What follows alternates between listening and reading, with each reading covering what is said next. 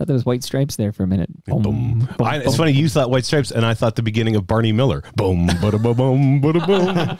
And that's why I'm the Gen X guy, and Bob is the greatest generation. You're older than me. Boom, boom, boom, boom. Let's get serious. This is now you're A&W. Yeah. See? That's a Canadian company, A&W. You should A&W. Oh, no, you know what? I was Night Court. Sorry, not Barney Miller. Oh, that's It was Night Court. Sorry, very Were you similar. guys in the chat? We were just talking about I'm not Night in the Court. chat. Oh, you're not in the chat. No. That's right. I was driving because here. Harry Anderson Yes. loved Mel Torme. Yes, we talked about this. Mel Torme's son, Yes. Tracy Torme, wrote for SCTV. By the way, make sure I mentioned what's happening Monday on this program. I'm talking to Dave Thomas and Ian Thomas. Together. That's amazing. Some Hamilton talk, some SCTV. But anyway, so Mel Torme's son just passed away. And it made me think of Harry Anderson, because I really only know Mel Torme because of Harry Anderson on Night Court. Yeah, because you didn't know that he wrote the Christmas song. Well, as a child, you when don't know I was that watching yet. Night Court, I thought it was Nat King Cole who wrote. I thought everybody for a while. I thought everyone who sings a song wrote that song. Sure. That's right. Hey, you should do a whole episode about songs that people didn't know were done already by other people. Did we do? We also covers. Yeah. It's kind of like covers, but yeah. It's almost. Stop telling me what to do. Are you guys ready? Hey, you changed this one on the fly. Go ahead. Just toast. I'm gonna think about it some. FOTMs, do you know what time it is? It's toast time. Toast, featuring Stu Stone, Cam Gordon, and Toronto Mike. That's toast. Yeah, just toast. We need a new intro. We should make a new. We've said this now. We've outdone the originals, the OGs. Although I'd like to think I'm a pretty OG guy here on this show. Yeah, that's one of my notes. All right. I want to talk about that too. There was an anniversary. We're going to discuss it.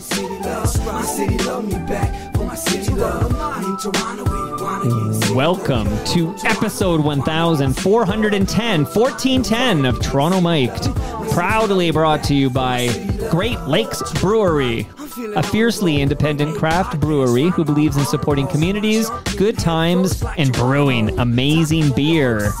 Order online for free local home delivery in the GTA. Palma Pasta. Enjoy the taste of fresh, homemade Italian pasta and entrees from Palma Pasta in Mississauga and Oakville. Sorry, Rob, not yet in Burlington, but it's worth the drive. RecycleMyElectronics.ca. Committing to our planet's future means properly recycling our electronics of the past. The Advantaged Investor Podcast from Raymond James Canada. Valuable perspective for Canadian investors who want to remain knowledgeable, informed, and focused on long-term success. And Ridley Funeral Home. Pillars of the community since 1921.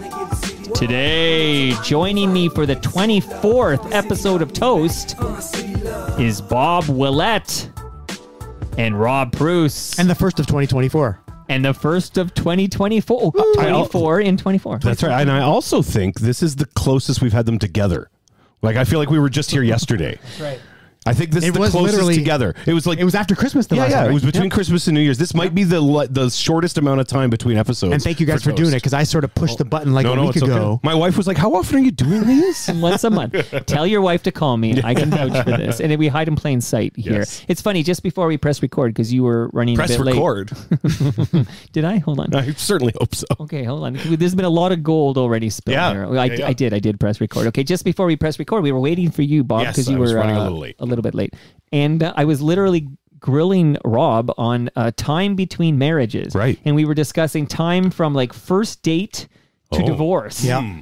First date to I said it would be a book title. What was it? Was that what it was? From dating to divorce? From dating to divorce. First date to divorce. Nice. Yeah, because what's the time span of a relationship? Wow. Right. So that's the kind of... That's a really happy subject you guys are talking about. It was good, but it was deep talk without being recorded. Yeah. Right. Well, what's the point, right? Just a couple of guys in our Great Lakes beer. Speaking of that, okay, so you wanted to... I'm thirsty. Yeah, let's do it. on the mic. Okay, so...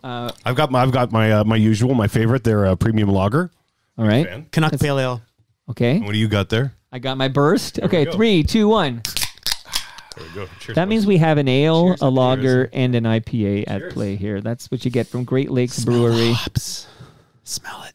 there was a period of time just before you arrived, Bob, when Rob had 2 beers in his hands and he was like, I need to drink.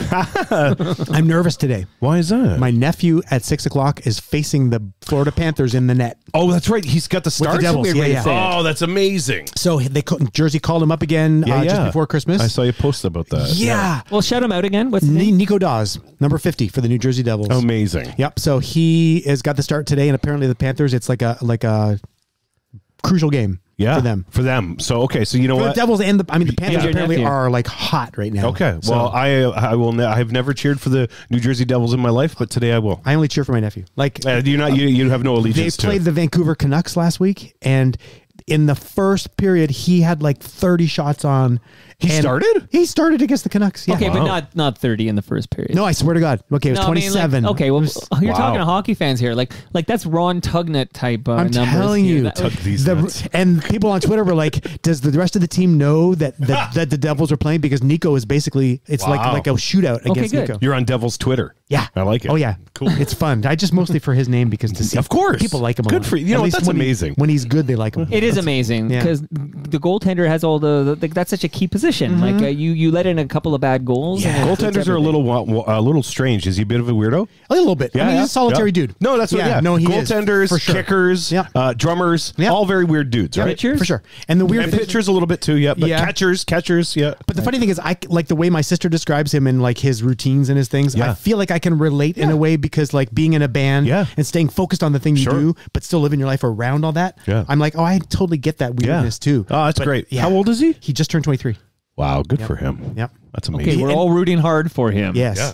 And what time? 6 o'clock tonight. Okay, so I'll be we driving might still home. be recording when it starts. That's okay. I'll be on the road home listening. How was Uncle Phil? I feel like last time we left you. That's right. I was on my way to Uncle Phil's place. That was our between Christmas and New Year's. I sent you a picture. He was very appreciative for the beers, for the Great Lakes Lager, and a couple other ones that we gave him. It was a very nice gathering. This is my wife's side of the family. Cool. This is her uncle and aunt. They're lovely people up in Richmond Hill, and they listen to every single episode that Mike does. Wow. Sometimes if they don't Bob's on it. No, not just when I'm on it, but sometimes if they don't know the musician or something, they might not stick around depending on what's going on. Did they listen to us fact check Randy Bachman? Maybe they did. I don't know. I'll have to ask them. Uncle Phil, Aunt Jackie, do you want to text? They wouldn't be listening live, but they'll let me know. That's the next step when they're on the live stream. And then they can ask questions in real time. Exactly. So let's escape. So Bob, I want to know about your sweater. So you have it says Moby's. Yes. So this is a sweater I picked up this summer in Cape Cod. This is my favorite. What's that? I said la-di-da. Bob goes off to Cape Cod. I love Cape Cod. It's beautiful. I've never been to Cape Cod. Oh my God, it's amazing. You're not that far from. Boston. What's it to Boston from New York to drive? I don't know. 3 hours. You know what I think about? Remember when Homer went to space and then the ants got loose in the ant farm? And James Taylor was explaining what he did in Cape Cod when they got some ants or something. They did a vacuum effect or whatever. That's my introduction that's your reference to Cape Cod. Can I? James Taylor not a Vampire Weekend fan? Rich people. Do you know the band? Well, that's way later. Do you know the Vampire Weekend? Yeah, Cousins and all that. Yeah, and they have a song called Kwanzaa, which is about Cape Cod. Yeah, it's Cape Cod. Okay, but there's years between Deep Space Homer and... I'm just saying, Vampire Weekend is the most famous band. Is it a restaurant? They got it is a restaurant. It's Moby Dick's. Okay. It's right on Highway 6. It's been there for 30 years. Not the musician. Moby Dick's on Highway 6. Moby Dick's on Highway 6, just north of Wellfleet. Wow. Just south of, or north. Well, at that point, it's turning. But anyways, it is. Here's my quick story about Moby's in Cape Cod. It's the first time we went. It's a huge lineup to get in. It's kind of like this open air concept place. They've got it all screened in, but it's basically a screened in porch, a massive one. And it's, it's lobster, it's sea bass, and everything, of course, super fresh. But everybody's in a lineup. And I'm like, I guess we're going to have to go check this out. Yep. But they're drinking in the lineup. It's Americans. They love their tailgating, right? Sure. So I look, I'm like, and they're not hiding it like us Canadians, right? When we put things where I always hide. Yeah. And in fact, it's an unlicensed restaurant, but the restaurant brings you ice buckets for your wine if you want to do wine. While you're in line. While you're in line. Wine while you're in line. While you're in line. Right? It's so civilized. We're so like a police and we make sure that we usually go, if we go down for a week, and we have to hit Moby's up at least twice while we're there. Is Cape Cod near Nantucket? Yeah, so Nantucket, I think, is like is that Martha's Vineyard Yes, that way? yeah, that's where I want to go. Yeah, so that's Listen to you that's at the beginning part of like when you get on the Cape is down on the south part, and then as you go out, the furthest point is Provincetown. Okay, which I've is heard like of that. I've never been there. It's a gay mecca. Yes, it I've is heard that. so much fun there, and then we usually stay out in Truro actually, which is the second last town on kind of the hook on the Cape. So that's what, and I don't normally wear yellow. It's a good color on you. I saw it and I was like, I'm gonna wear it, and it matches my hat a little bit. Yes. I had a golden maple leaf hat, so I once knew a man from Nantucket. Did you? Rob, continue. Tell us about. I don't know the rest because it says a bad word in there. I don't swear on this program, but tell us about your shirt, Rob Preuss. What do you got today? Oh, this features in some of my selections. It does. It does. You have A&A Records. A&A Records and tapes. Yes. It's all gonna. This is great. So let's introduce the topic. And then you're wearing a Martha and the Muffins. It's all gonna. Yeah, it's all coming together. Okay, so this is. I want to have a conversation with Bob Willette. Yes. Okay. About a word. Yeah. Okay. I have been referring to this episode as a definitive Toronto jam. Yes. Oh, right. Bob is thinking of it as quintessential Toronto jams. So my question for Bob Willette is, in your mind, what is the difference between definitive and quintessential? So in my mind, I think quintessential is more all-encompassing. I find it's a wider net to cast. If something is quintessential, if it's a quintessential, if you're going to think about Toronto, what's a quintessential Toronto food, right? Mm-hmm. You're going to. Some people might say beef patties. Some people might say street meat. But it's you can talk. I think a little more openly about it. I think I'm going to get in trouble. But if it's definitive,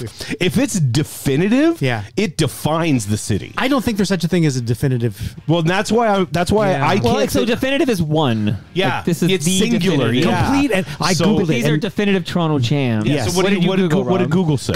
Definitive. Something definitive is complete and final. See, So that's quintessential represents the most perfect or typical example of a quality. I googled that shit because you guys were asking. Yeah, it was over Twitter. We were having this conversation. Yeah. Okay, well, look, I'm not married to definitive. This can be quintessential. See, quintessential to me, I think, because then you can have a conversation with something that's definitive. There's no conversation to be had. Yeah. Okay, Bob, you talked me into it. It's quintessential Toronto jam. But definitive, I think that it should be allowed in the realm of these there is a song being kicked out today that I considered the definitive Toronto jam. Really? So is it by the band Toronto? No, but I'm playing Toronto because I was shocked that Bob wasn't going to troll us again by kicking out your daddy. Your daddy don't dance or whatever. Daddy don't know. No, daddy don't know. Whatever. I can't stand that song or that band. I'm sorry. Okay, let me hear a bit of it and see what Rob Preuss thinks of it. Hold on. They're not even from here. Are they? Wait, they're not from here? Is that I true? don't think so. I don't think the band Toronto are they? I don't know. I don't have my glasses on. I can't look it up. Okay, hold on. Chorus here.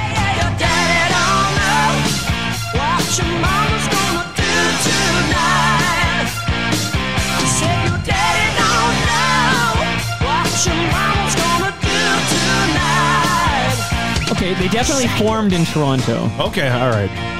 I don't know. It was a mind blow there. That wasn't true. Where's Robert Lawson when we need him? Okay. And remember, we just learned about, we just revisited the fact that they wrote What About Love? That Heart had the big hit with. Oh, well, that's a good song. That's a good song. Yeah, that's a. Maybe they should have kept that one for themselves and not played this garbage You know who revisited it? Okay, the last FOTM KOTJ was songs you love but you didn't initially know was a cover. Oh. Somebody kicked out What About Love? Yeah. So it was a cover? It's a Heart these song. guys recorded. I mean, it's a Toronto's song. Recorded What About Love first? Right. Oh, okay. Well, and then Heart covered it. And then somebody, I think it was Rob Del Mundo, FOTM Rob, who loved Heart's What About Love? Yeah. And then learned it was a cover of a Toronto song. What was the Annie Lennox song I had last couple weeks ago? Yeah. You don't remember your jam? Right. Is a cover and we didn't know. Anyways. Okay, so we're going to be kicking out quintessential Toronto there we go. jams. Not all by the band Toronto. Yes. No, none by the band Toronto. Rob, you're going to visit me twice in February. Yes. We're gonna book our tell the date. world about this. So we're gonna do our toast for February. I'm gonna come back and kick out jams with Liza Fromer. So Liza Fromer has revealed on Toronto Mike that her first crush was Rob Preuss from Spoons. Wow. And she was sitting there and she says that. Yeah. And I'm like, really? Isn't that funny? I remember Rob Preuss. Okay, let me Google this guy. Oh, yeah, he's going to be in my basement next month. I've heard of him. Okay. Yeah. And then I reached out to Rob and I said, would you come over and like be with Liza while she kicks out the jams? And then he was into it because Rob's a sweetheart. And then I said, Liza, you want to kick out more jams with Rob Preuss there? And she's like, yes. Do I get to kick jams as well, or is it just her jams? No, you just got to react to her jams. I'm just reacting to her jams? Yeah, you can tell her, I like that song. It reminds me of the time, and I'll tell her stories. And you have some sort of story of being on stage in front of 30,000 people or something. Yeah. It's going to be amazing. Couple of quick questions since this is our first episode of 2024. Yeah. You guys have to vote on this. Because I'm going to pull this clip at the end of the year. If you guys are doing an episode in January 2025, I'm going to play this, okay? Okay. Will Oasis announce a reunion tour in 2024? Start with you, Bob Willette. No. Okay, quick no. Okay, Rob, what do you say? You're going to ask me who's Oasis. Ouch. No. I would guess no. I would predict no as well, because Noel Gallagher's his band is actually kind of cool on their own. And the High Flying Birds? The High Flying Birds, yeah. And actually, you know what? Liam's solo stuff is good too. I haven't heard much of This all may be true, but think of the Brinks truck. I know. You know what? That will be parked in their driveway. I predict 2025 will be, because that will be the 30th anniversary of Morning Glory? Of Morning Glory? But what if theirs came out in 94 though? Something definitely maybe. Yeah. Definitely Come maybe. on. Came out in 94. Yeah, that's the 30th anniversary now. I know. Well, definitely maybe put them on the map. Yeah. But what's the story? Morning Glory put them on the map around the world. Yes. Right? Wonderwall. Yep. Massive. Okay, and then the other question is, will Rob Preuss play live with both Sandy Horn and Gord Depp at the same time in 2024? What do you say, Bob Willette? I gotta say that's a definite possibility. So if I'm giving over under one time, I'll take the over. I'll say maybe. No, you know what? Yes? I'll take a push. I don't know. It's a yes or no question, Bob. Yeah. What is this? Will he play with them? It's not Bodog ad here. I think they all have amicable relationships, right? We do. I think it's possible. Yes. But I've noticed. Rob plays quite a bit with Sandy, I've noticed, okay? Yeah. But I've not, at least since I met Rob, I've never seen Sandy, Gord, and Rob on the same stage at the same time. Not since like 2014. No, 2017. Derek? Derek doesn't play anymore. Doesn't play at all? No. No? The last time we did like a serious reunion thing, he got up and he played Nova Heart. And I think maybe he played Old Emotions as well. Nice. And that was it. Just the hits. Just the hits. He's like, I just can't come up for the hits. Totally. That's all he can remember how to play. Yeah, that's all he does. Fair enough. Yeah. I'll say yes. In 2024, they're going to be on the stage together. Do you think you're asking? Yeah, sure. Playing together. Sure.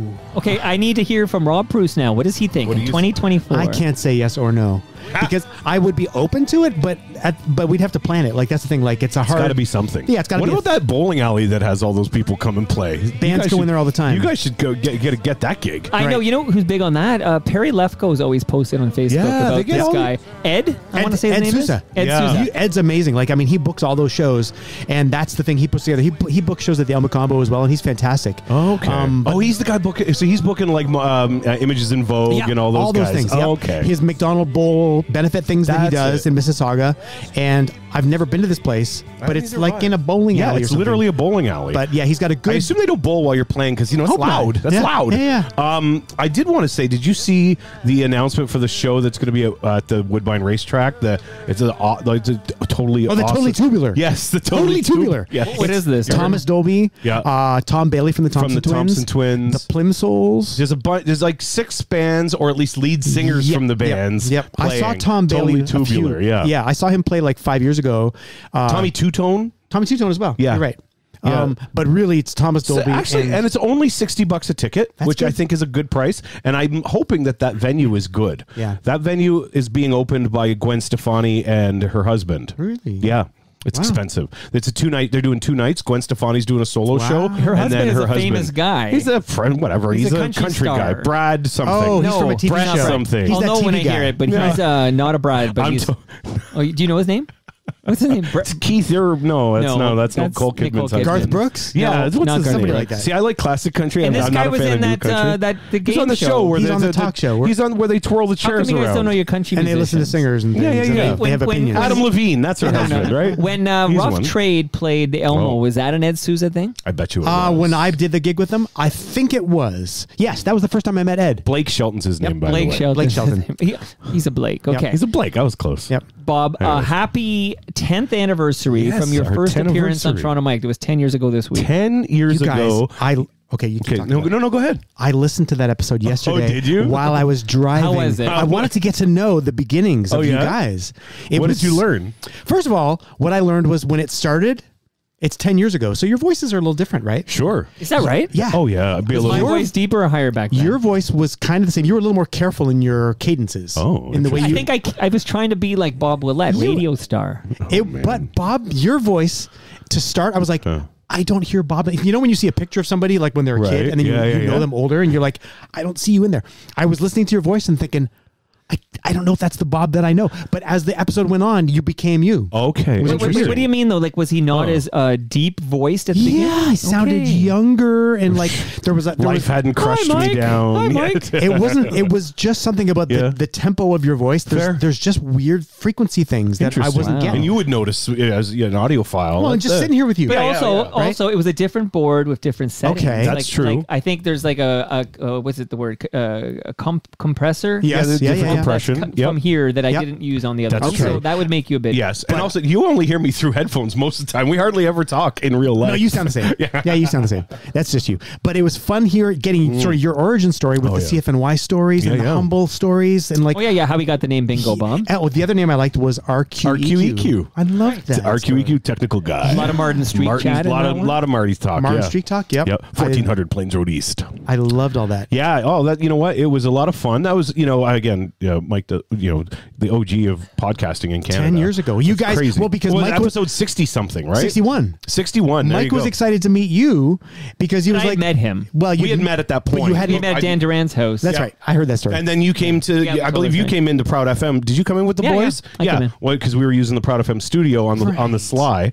On but the you hadn't weekends. conversed in an actual episode. No, we had never really shot the shit, as it Right. were. You know? It was And that good. I loved it. It was Oh, just that's really so cool. nice. Thank you. That was 10 fun. years ago. It's- Happy anniversary. And happy anniversary to you, Rob. It's been 2 years since your new wave episode of Toronto Mike with Progressive Brother Past Bill and Progressive Past of Modern Melodies and Oh, Cam I Gordon remember and I. that. Yep. Yeah. That was 2 years ago this Yep. week. And Brother Bill, Neil Morrison, doing some radio now. Got a new gig outside of Yeah. Edmonton, Alberta, Canada. Yeah, where good it's like for him. minus 45 degrees. Oh my my gosh. God, yeah. it's cold. Yeah. How cold is it? Good for Brother Bill. That's nice. Yeah. He's going to come back on Toronto Mike and update us on everything. We were chatting the other day, and Bill's in a good place. Yeah, he just, how many years ago? 18 years ago he said he left? He said he was left he was CFNY? addicted when he left. So But he yeah, did tell that story a bit here, but he's clean and sober now, and it'll be good to chat with him. Can you play that song again that you were playing underneath us just a second ago? People City? Yeah, People City. Just Tommy so you know, Ambrose. yes. That's nice What because is you're this? just. Because Toronto Jam, right? I was like, oh, no one's kicking out People City. But I recently had Ed Keenan on the show when I was promoting this show, and I played this for Ed. He had never heard it. Oh, it's the best I don't know song. this. You don't? Oh, it's a different generation. This is like early 70s. Okay. It was commissioned by Moses Znaimer Yep. for City TV. Yep. Beautiful song. 1971, I think. Yeah. But the way I know this is not from 1971.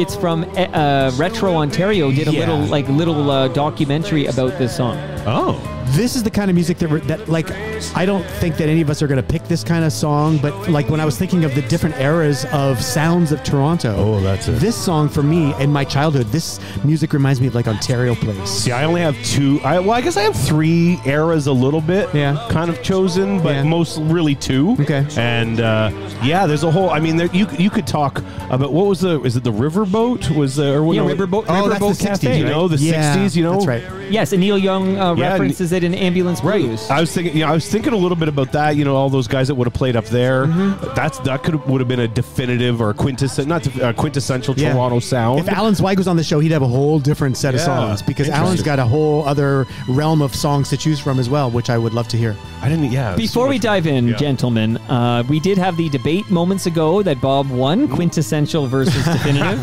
Well, you did. Well, I brought it up. I couldn't articulate quite enough. just defined them. But Yeah, 'cause I had- Rob really brought it Rob into does the focus. homework.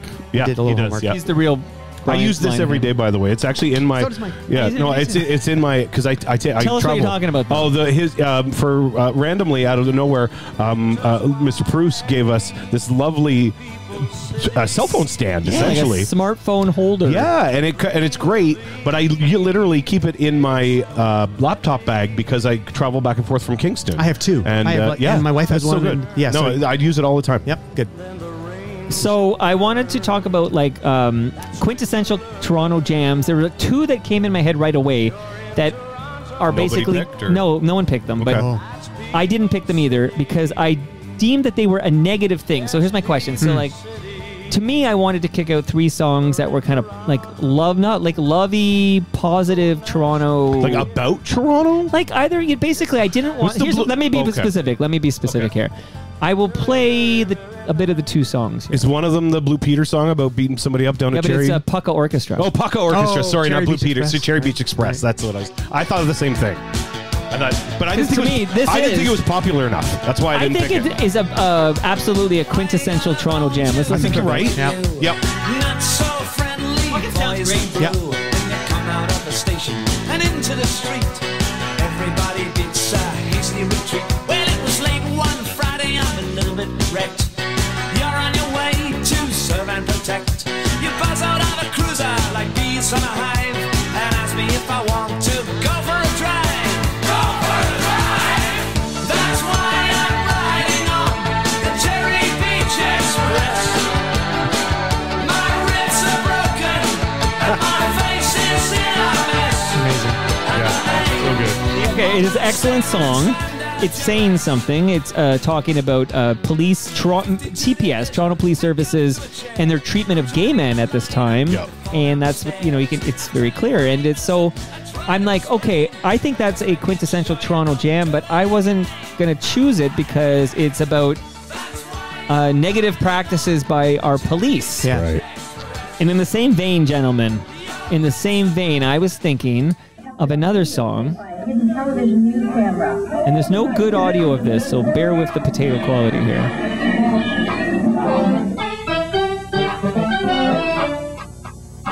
Well, it's just reminded me of one I should have chose. Too late now, Bob. I know. You could be texting me changes. Oh, yeah. Okay, but give the song a moment, and then I'll talk about it. I wonder if you two recognize it. Number one problem is that no one really can trust them. Do you guys remember Mr. Metro by Devon? 1990. Yes, this is an early over much hip-hop. music. Yeah, it's after Let Your Backbone Slide, but it's Yes. not much after. So it's called Mr. Metro. I'm going to let it get to the chorus here, but this is essentially where Pucka Orchestra's Cherry Beach Express is about our cops beating up gay men. And This is about our cops beating up black men. Yeah. And I'm like, this is a quintessential Toronto jam. Here we go. Yeah, Mr. Metro. So this video got lots of airplay. Yeah. Credit to Much Music. They played it quite a bit. And I can't find a studio real? version. Huh. I can't find any better version than this YouTube rip. Somebody VHS recorded it from Really? Much Music. Did you find it on YouTube? Yeah, it's on YouTube, but it's just a VHS recording that got digitized. Mr. Metro's the name of this. What was the artist name? Devon, Devon. Right. And I do, because I'm not, by the way, for the record, VP of sales, I'm not kicking this out, but this guy, he was actually born in England, but he was raised in Malton, the Toronto suburb of Malton, Ontario. He was like Rob Preuss in that he was a bit of a musical prodigy. At the age of 14, Devon had a band called Shockwaves, and he was releasing independent You singles. said you can't find it anywhere? It's on Spotify, for Christ's That sake. is a place I don't go. Like, I have YouTube Premium. Jesus, man. I don't have Spotify. You have YouTube Premium and it's not on that? You pay for No. YouTube Premium? Yeah, and it's not Well, there. I have it right here. Okay. Well, it's fine. We got our VHS recorded, but It sounds like it's underwater. well, it's a VHS recording. Oh, here comes Bob's version. I think that might be a re-recording too. I'll bring down mine. See, it's not the same version. No. Well, yours is, yeah. This is Taylor's version. This is Mr. Metro, the remake. Yeah, it's not. So anyway, the 1990 version that we heard on Much Music, I couldn't find it anywhere. All So right. there are remakes out there. Mr. Willette. Okay, let me find bring it Robert anywhere. Lawson in here. Come in, anywhere. Bob. Come on in. Okay. There he is. All right. So those are two songs that have are negative Toronto songs about how our police need to do a better job. So the Pucka Orchestra is from 1984. Yeah. And then the Devon song 90. is from 1990. But I just thought it was interesting that when I was picking my jams, I didn't want like negative Toronto songs. Is it fun for you when we give you our songs? Because basically, you hold all the cards. He does. Right? Where he could say he could like put the kibosh. I know. Say I'm doing that. Well, no. Here's what I did. So I would, if it was really like I need this as my song, I would tell one of you because I do pick my songs first. I always have my songs ready. And very good example is the first jam I'm going to kick out by Rob Preuss, which was on. I was going to close with it because I consider it the definitive Toronto. Do you really? Jam. Yes, is I it do. Spadina Bus? No. But is it on? Do you want to say anything, Rob, before I kick this out? Do you want to say anything? No, but I'm honored that you think this is you didn't write this song, okay, Rob? You don't be too honored. But I mean, but if it's in your mind as well, as like when you think of this kind of a topic, that if this occurs to you as well, okay, that's awesome. Let's kick it here. All right. I love the back of it. This is why I'm wearing my T-shirt. Yes. Here it was the first song that came to mind for me too. Oh, for sure. So all three of us had the same first song then, maybe. Yeah, it was one of the first. I fucking love it too. It's a great tune. Oh, and then when the drum comes in, it's magic. Okay. You know these? Were you friends with them? We're gonna let me hear a bit of this, and then we're gonna find out how Rob knows FOTMs from.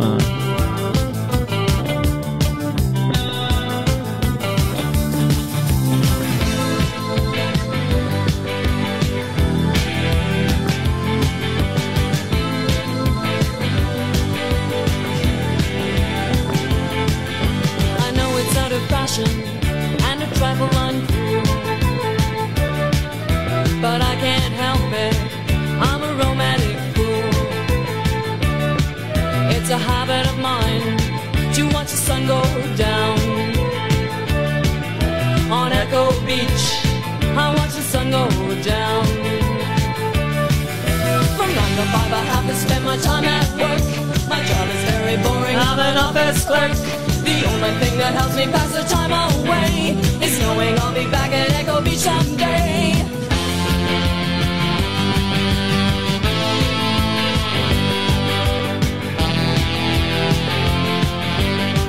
I have to remind myself this is not my song. This is Rob Preuss's song. Talk to me, Rob. Thank you. Well, like I said earlier, I mean, when you were discussing the quintessential or the definitive possibilities, I feel like there's too many ways to go as far as like nailing down a specific song to do with Toronto in general. But like you guys said, I guess this came into my mind as a song, like if I think of Toronto, but it's very era specific, right? Like this is the dawn of the new wave era. Came out in 1980. So you guys were babies. Like, you were babies, literally. I went to see Martha and the Muffins in 1980. And when I was the last day of school in grade 10, I went and took the bus from Burlington to Hamilton to see Martha and the Muffins. And where did they play? They played at a theater called the Delta Theater, I believe. And I went with my friend Mark. And we were representatives of the record label of a little band called The Spoons. Yes. So I was 14 years old. And I had heard... You're 14 and you're in the Spoons at that point? No, I wasn't even in the Spoons yet. Okay, sorry. So 15 he's in the Spoons. That's what I mean. Same year, though, 1980. Right. So last day... You're no Devon, okay? No. The last day of grade 10, we went to see Spoons open for Martha and the Muffins. And at that same show...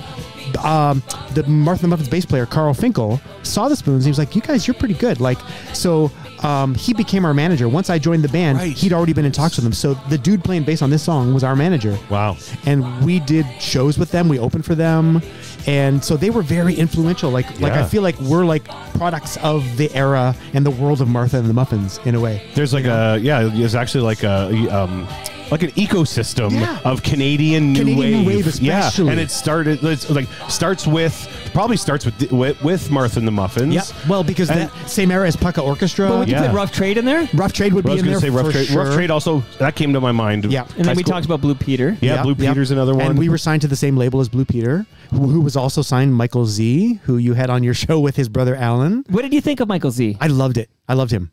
I thought he was super cool. Okay, not a Canadian jam necessarily, but I pulled this for the Michael Z episode because I don't know Michael Z at all. Yeah. This is a fucking great single. A little bit of this, not a Toronto jam, but it's from Toronto. Is this Michael? Amazing. Yeah. It's almost like that thing you do or something. Yes. Oh, it's got Schlesinger. Well, and he on Shout our out to Ridley Funeral Home. exactly on our record label, Ready Records. I mean, they really signed this kind of stuff. You know, like the early Blue Peter stuff was like this, and Michael Z. Yeah, this is great. Is Bob going to bring this to Kingston and play it? Well, we just refreshed our playlist a little bit, so on Big FM. So okay, this is a Big FM jam, I think. it could be. CanCon. Who is this? What is this? Michael Z, Right. brother of Alan Zweig, and now an FOTM, Toronto-based musician. Did it chart anywhere? He said Probably this- not. On RPM magazine or anything? Maybe?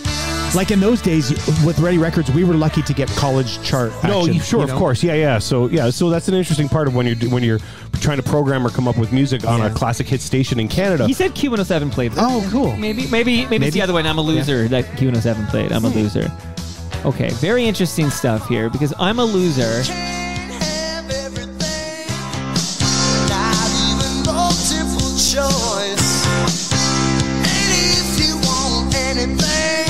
Is this Michael as well? This is Michael Z. Oh, that's super cool. Same album. Sounds amazing. 1984. Oh, nice. Wow. Nice. That's my jam. Yeah. Ready, guys? I'm no loser. I'm no loser. Wow, you really know this. It's good. He was It's telling easy to himself catch on to that. this Yeah. one. Holy smokes. But if you watch out Kim Mitchell, this is like a great little jam. It's a bit of a Okay. Kim Mitchell vibe, actually, on the vocals. Yeah, Michael Z. Okay, so shout out to Fresh FOTM, Michael Zweig, Nice. who at the time was recording as Michael Z. And I'm glad you brought him up because I was going to ask you what you think of this Michael Z stuff from 1984 because he never had anything else. It was just the one album. And I love the episode because when he was talking about being signed to Ready Records, I had a vague flashback of seeing his like on the inner sleeve for our albums when they would get released. They would list all the other albums. Yeah. Blue Peter Oh, was I have on a there. mind blow. Because I Extras. originally had Echo Beach as my song. yeah. So I have all my stuff loaded up. Can Do I, it. Can I do it? And then you can, blow you can it. drain the Echo Beach swamp there. Okay, so. I know it sounds a bit like a Drake sample there, but it's not. Okay, so. Hotline Bling. Right. Totally. Oh, I know what this is. I know your mind blow. I know. So maybe because it's your jam, I should give it to you. But no, go on. I will set it up by saying. Yeah. Oh, this is one of my favorite bands. Echo Beach. Yeah. You know, I had Mark Gain on the program. He told me about when he wrote Echo Beach and it was looking into Lake Ontario, like not far from Sunnyside or whatever. Yeah. And it was great because like that's a part of the waterfront trail I'm on. Like literally, I'd say 5 to 6 days a week I cross that path, and it's just wild. I look at the lake and I think of Echo Beach and I think of Martha and the Muffins, and of course RBC co-opted the name for. Well, RBC didn't name the place. Well, who named it? Live Nation named it. Okay, but Martha and the Muffins felt they should be compensated. So they should talk to Live Nation, not RBC. RBC paid to have be called RBC. Somebody with deep pockets should throw a few bucks for naming it Echo Beach. Anyway, that's their fight to fight. But where does the term Echo Beach come from? Is that something Mark Gain invented? Like, did he just on these walks looking into the water, he's like, Echo Beach, far away in time? Where does it come from? Where do you think it comes from, Rob Preuss? A little band from England called Ultravox. Ooh. What song? Hiroshima Mon Amour. Somehow we drifted off too far. Communicate like distant stars. Splintered voices down the phone. The sunlit dust, the smell of roses drifts on low. Someone waits behind the door. Hiroshima Mon Amour. Second verse.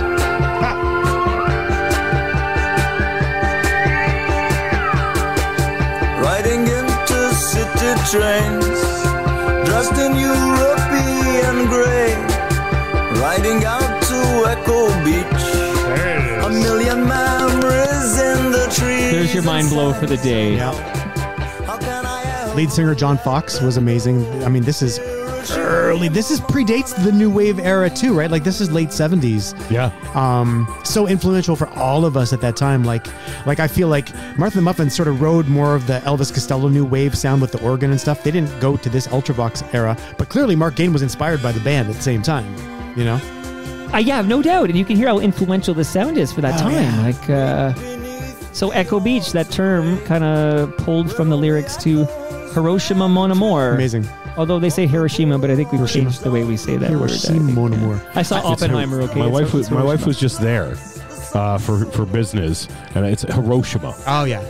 Yeah. Hiroshima. It's a row. It's the emphasis is on row. Right. In Oppenheimer, that's how they kind of started. So even though back yeah. then they were saying Hiroshima, Yeah. it's Hiroshima. Okay, so I'm gonna just play that out, and just this is not really anything more than the fact that I kind of like to do this. Yeah. This was my jam. But there's a guy named Tim Van Den Kill. I think that's the band's name. I'm not too sure. Just a little taste. Oh, you of love what covers. He did. This sounds like the beginning of Suicide is Painless, the way he's doing it. That's right. That's true. Which is I'm not a Robert musician, Ullman's but I son. can hear these I things. get it exactly. I don't. Yeah. I love Suicide. If I had a is keyboard here, I could play it and show you exactly why. Oh, too. cool. Yeah. know it's out of fashion and a travel uncool. He's also doing a Leonard Cohen impression while he's doing it.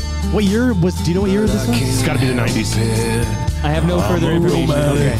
This reminds me of the Mad World Tears for Fears cover that was in Donnie Darko. It's a habit Shout out to Sue Stone. to watch the sun go Tim down Van Den Kill. Wow. on Echo Beach. Not bad. I watch the sun go A different spin on it. It's almost, well, Disturbed did a cover of Sound of Silence as well. It's a very similar vibe. It's an easy thing to do. Like, I mean, you can take any freaking song and make it sound cool and dark, right? Or if you're Eric Clapton, you can take Layla Yeah. and just completely I'd like to change hear it. him do that with cocaine. That would be cool. Right? Kim Mitchell should do like that. I don't know why I just thought of Kim Mitchell, but he should do the same kind of thing. Like, Sure. Take all the Max Webster songs and sort of darken them down. Yeah. Okay, good start, Rob Preuss. Thank Echo you. Beach. That's and your shirt is amazing. Where'd you get that damn shirt? They gave it to me. Oh, nice. So Mark did? Martha and Mark came over. Yeah. You know, Martha came over. She's suffering from a neurological disorder. Yeah. Very difficult for her to come into the basement, actually. And I noticed because of the recognition at the recent Walk of Fame, whatever we're calling that at Mass Hall, everything, that she's not making appearances anymore. Yep. And I wonder if she is like her neurological condition is such that she doesn't really go out to these events anymore. Right. And I'm just glad I had an opportunity to chat with her. It That's was amazing. wonderful. And then Mark and Martha gave me this T-shirt, and I love this T-shirt, and I love that song very, very much. I think I still have the 45 of that. Do you? From my dad's DJ set. Amazing. From Disc Jockeys Unlimited. And that's one of those songs. It's not just Toronto centric. Like, I mean, it gets it voted was a as massive hit. It gets voted as one of the top Canadian songs of all time. It's on that Oh What a Few, the first Oh What a Feeling Yeah. CD Yes. compilation. I own that box set. And it was a huge hit in Europe. Oh, you know, yeah. like, No, so, it's I an mean, international it's hit. definitive, but let's It is, say yeah. it's Toronto definitive Yes. as well. Love it. Okay, Bob Willette's turn. Any words before I kick out your first? So this Toronto is jam? almost a 2-song selection in one, because there's the first song that I gave you, and then there's the second song. Am I talking in the right order? Yes. So you can do the first one, and this is definitely, I would say, more of a visual quintessential And this will tie song. into the shirt. 100%. Yes, you know. Really? And it's also, this song comes up a lot on Toronto Mike lately. Yes. Okay. Shout out to Joe Louis. This for me is one of those songs where the cover is better than the original. I agree with that. by the The way. hours go shorter as the days go by. I'm gonna have a second. Cheers. Never get to stop and open our eyes. 1 minute you're waiting for the sky to fall, and next you're dazzled by the beauty of it all. Lovers in a dangerous time. Lovers in a dangerous time. I'm going to agree with Bob Willette that I prefer this version to the wonderful original by Bruce Cockburn. Bruce Cockburn, terrific, great. Not I'll be honest, not a huge part of my life musically. I have, I think I told you guys how I got a lot of my vinyl is in the 90s. There was a moment when everybody's uncle was getting rid of all of their vinyl, and I ended up with I have all of Buffy St. Marie's vinyl. I have all Beverly. Shout out to Palma Pasta. I have Bruce Cockburn's entire collection. Somebody just got rid of it all. So I was taking it at that time. Yeah. And that's how I ended up with Bruce Cockburn. But that being said, this for me is I'm gonna be in Scarborough, like at my girlfriend's house, at 13 or 14 years old, in the basement watching Much Music, and this would come on while we're secretly making out, and the part of the video.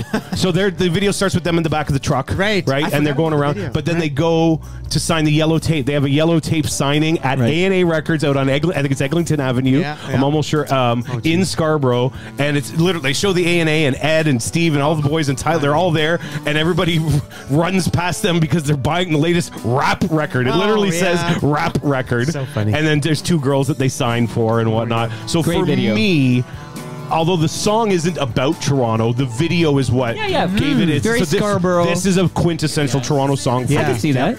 I love that. And then then my next selection, which we can. Well, hold on, because before we leave this, whatever you guys want. Sorry. The recent controversy, if FOTMs have missed it, is that we did an FOTM KOTJ on covers you hate. Yeah. And Joe Louis, who has come out to multiple TMLX events, like I've shaken his hand. Oh, right.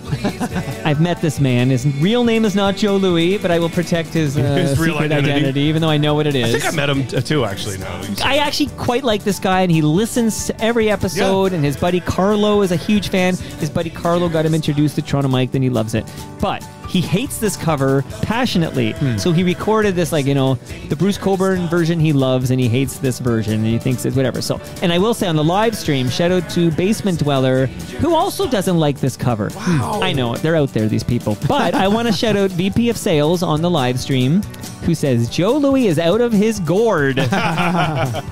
It's so fucking good. But when I had Stephen Page here, which was like days after the FOTM KOTJ dropped, I played him Joe Louis' audio, shitting all over Lovers in a Day Time.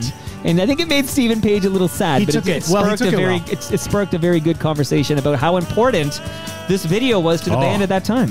Massive. And actually, I've heard Stephen talk about playing it with how difficult, because he's performed it a couple times, like on the Junos with Bruce Cockburn. Wow. But the arrangement's so different than the original. He goes, it's actually difficult to do it with Bruce. Wow. Right. And let's be clear here. I think we all agree on this, but just to be clear, the Bruce Cockburn version, before I ever heard of the Bare Naked Ladies, I really liked. That was probably my favorite Bruce Cockburn song. I would hear it in the I knew Wondering Where the Lions Are.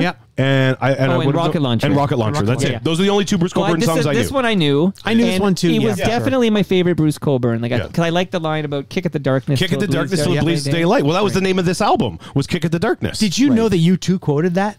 No. I just went to the freaking Wikipedia page. I did know that. I didn't know that. I did know that. Is that a mind blow? Where did they quote it? I got it from Silver and Wikipedia. Gold or whatever that's U2 alluded to Lovers in their 1988 single God Part 2. That's the one. With and on Rattle and Hum, there's the... Yes, heard a singer on the radio late last night. He says he's going to kick the darkness till it bleeds daylight. Wow. Come on, Bono. That's cool. It's a great line. That's nice. And it's a great line. And that's a great cover of a great song. Yep. So, again, just sneaking a second one in, I don't have a mind blow, but I think this next song is, without even seeing it, is more of a Toronto jam by the same band. Go ahead. Drove downtown in the rain. The opening line. 9:30 on a But then you could add Rosie and Gray as well. Well, I assumed you were going to do well, I'm going to close the episode of that song. Well, I assumed there was going to be a Lowest of the Low song in here from you. But the idea of going downtown in the rain to do the record stores, that's Sam the Record Man, that's A&A, that's Sunrise Across the Street. That's so you don't even have to see it in the video. That's who they're talking about. And in my humble opinion, my expert opinion here as the host of Toronto Mike, the very popular podcast that you know and love, that this is the definitive Stephen Page song. Yeah, I think you're right. I love What a Good Boy, but I think you're right. This would be the definitive Stephen Page song. Yeah. This is one of the most, for me, for my life, for what it's meant to me, it's one of the most perfectly written songs for what it is. I can remember being in high school and going through a breakup and listening to this and going, it's just like, is this the one? No, which one has a... I'm flipping through TV wondering what to watch. Is that this line or is that What a Good Boy? That's What a Good Boy. But anyways, this whole album. Yeah, it's Gordon's amazing. Yeah, and this song was on the yellow tape too. So it was we heard it a lot. And CFNY played the hell out of basically everything except maybe this one line here. Cover. Okay. Yeah. Just staring at the ceiling tiles. And I'm thinking about what to think about. And when you're in grade 10, how great is that? It's amazing. I'm thinking, what should I be thinking about? Like, I don't know. This girl's breaking my heart. I hate her, but I love her. Like, so many of Bare Naked Ladies songs, especially Steven's stuff. It sounds like, he's got The Wrong Man Was Convicted off of the, I think it's Born on a Pirate Ship, or Maybe You Should Drive. But anyways. Oh, clarification required. Okay, Basement Dweller doesn't hate the cover. Oh. He just prefers the original. Oh, well, And that's fine. That's fine.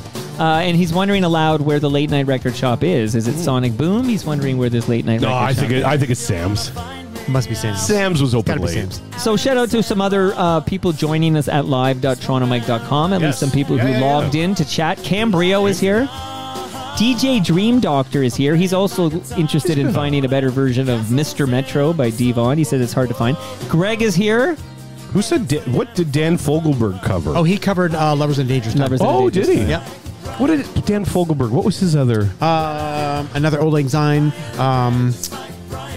leader of the band. Yeah. You'd know his songs. No, I know. Yeah.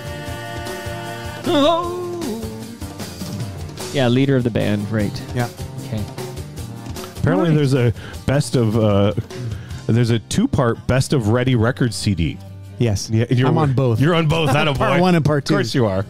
We were the Ready Records bank for a while. Anyway, so I thought I'd get into a little bit of trouble for Lovers in a Dangerous Time. No, I mean, because the song doesn't say anything about Toronto. But the it's video. not written by a Toronto artist. It's the video that really makes it a But that's enough quintessential to me. Toronto. Okay. And later, It's the I might artist. just say Well, something. I think my Your fears have been assuaged. my fears. wanted me to fight back on that. I thought you were going to yell No, at me. I I thought we were going to have another fight. I get warm fuzzies about Scarborough, yeah. and I've never even been there. You've never been there. I love it. We should do one on the road. We should do one at my house. You guys were really funny 10 years ago when you talked about the fact that you were both East and West. East-West versions of each other. That used to be a big thing. That was our bit. And then I loved discovered more East of Young, and I grew to love it for what it is. But I They'll still only come out here for this. I get to. I used to DJ at a swingers club on the street around the corner from him, though. That's funny. Because you talked about Martin Street being in Burlington. Burlington was like a world away. Yeah, it's like going all the way to Vancouver. We couldn't use. We had to use an ISDN line. We couldn't use bell lines. Like we used to use bell lines for the clubs for Phoenix and Whiskey Saigon. Wow. And it was the only club we had to use an ISDN. I had to dial in on an ISDN to go live there. Crazy. Are you gentlemen ready for Yes, my finally, first let's go. quintessential Canadian Toronto Jam? Sorry, not Canadian Jam. Toronto Jam. Here we go. I like Bob jokingly referenced this earlier in the episode. Yeah, I knew it was coming.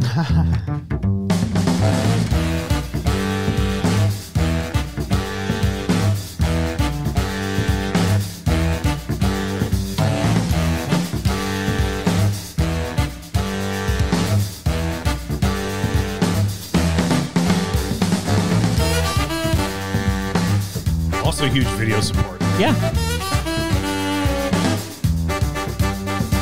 And lest we forget, this song, Spadina Bus, is the theme to Speaker's Corner. Oh my God. Right. Did you know that, Bob Willette? Oh yeah, I think I did. I don't think I was completely. It's all coming It back was in to the you top of the mind, but Right. And that is not the Bare Naked Ladies television debut when they played yes, we Yoko know Ono. that. I think they just did a gig, didn't they? These guys? They showed up at the Phoenix. Yes. Phoenix. Don't you mean West End Phoenix? The West End Phoenix. They did. So the they're fundraiser. very politically active. So the saxophonist you're listening to now, founding member Richard Underhill, is an FOTM, and he made his debut this past summer. His episode was great. He was amazing. Thank you very much. You're a sweetheart.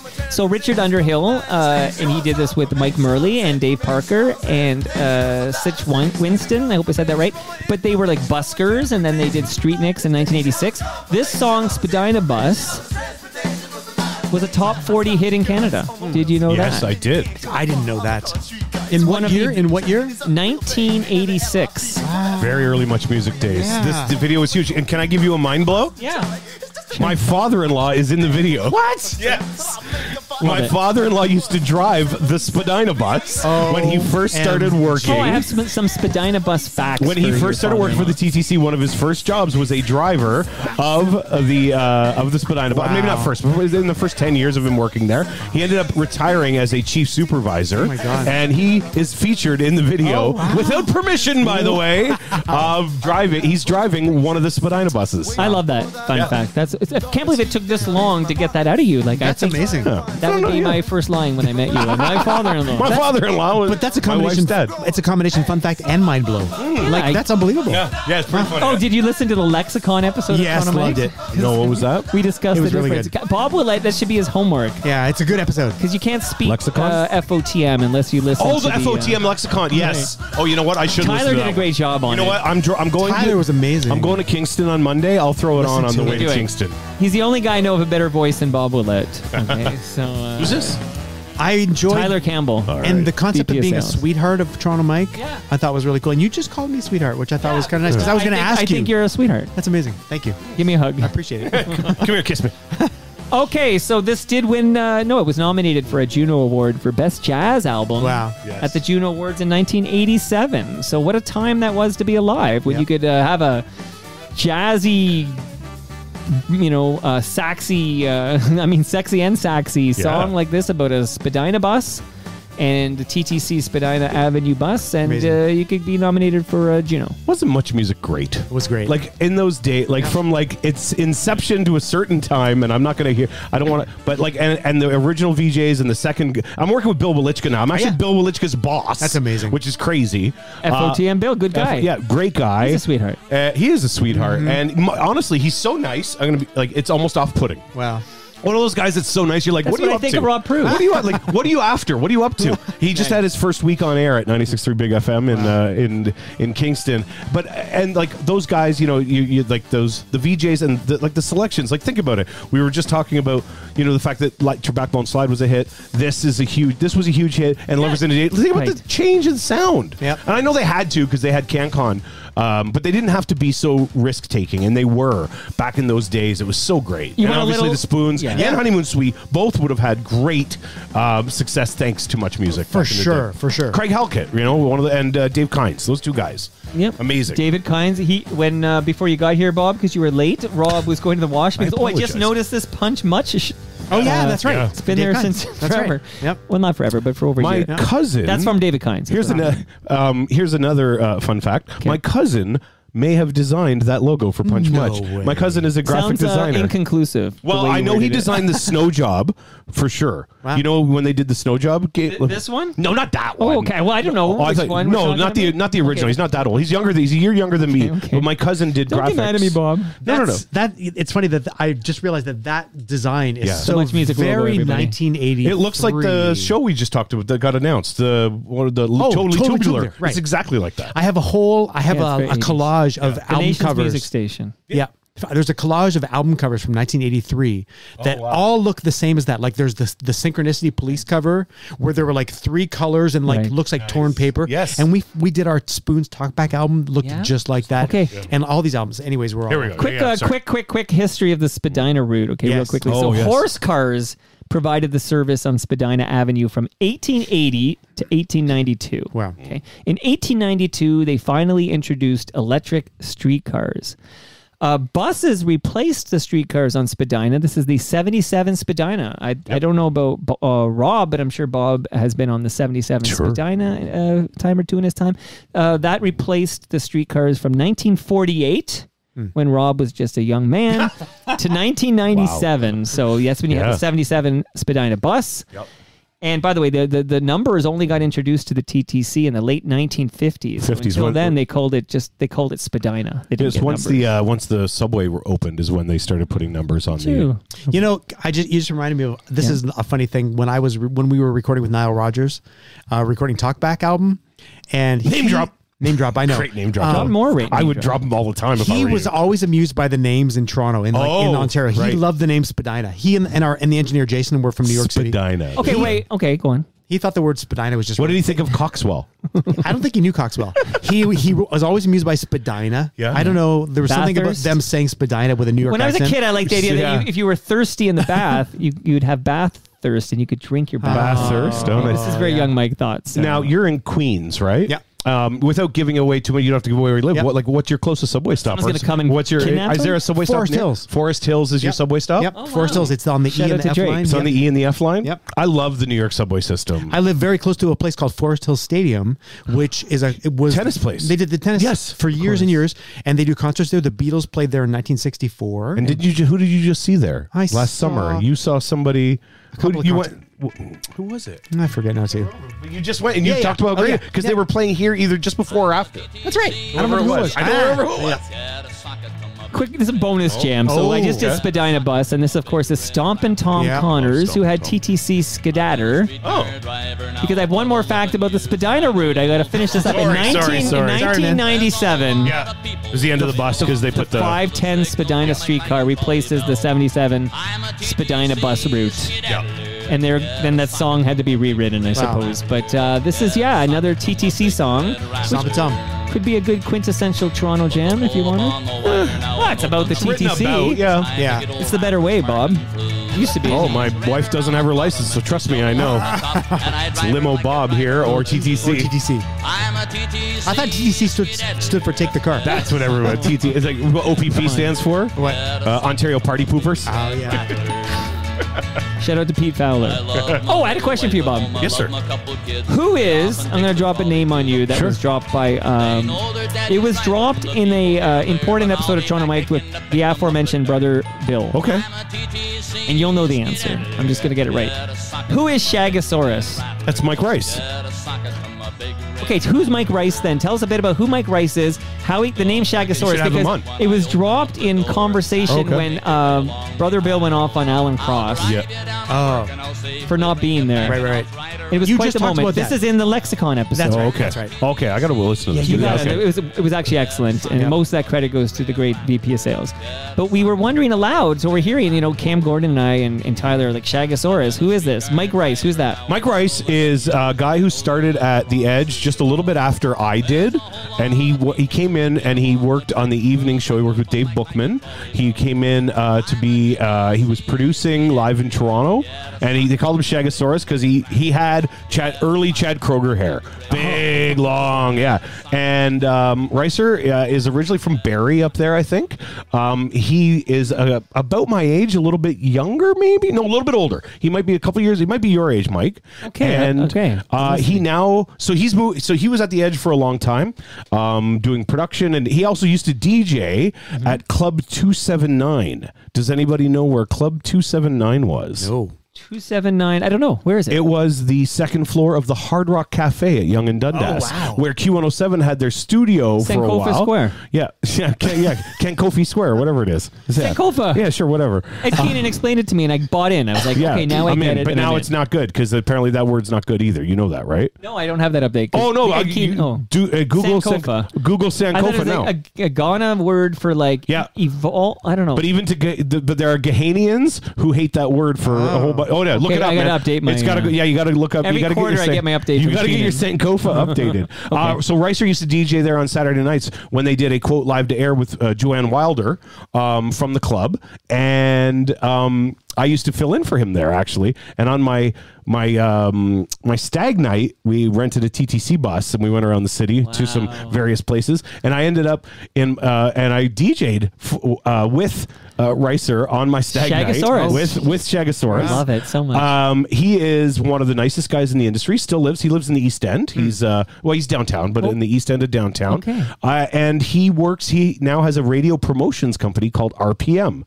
which is Ricer Promotions. Music. RPM. Tough to trademark that one. And but he has so basically independent artists will hire him to take their songs to music directors across the country. Which really there aren't. Like me. I'm not a music director. I'm a program director. But you don't have music directors. Yeah, don't get me started. So so he does that, or he also gets contracted by the majors now because the majors don't really have enough. Look at the Shagasaurus bio we're getting. The majors don't have enough people on their staff anymore, so they hire guys like Mike Rice.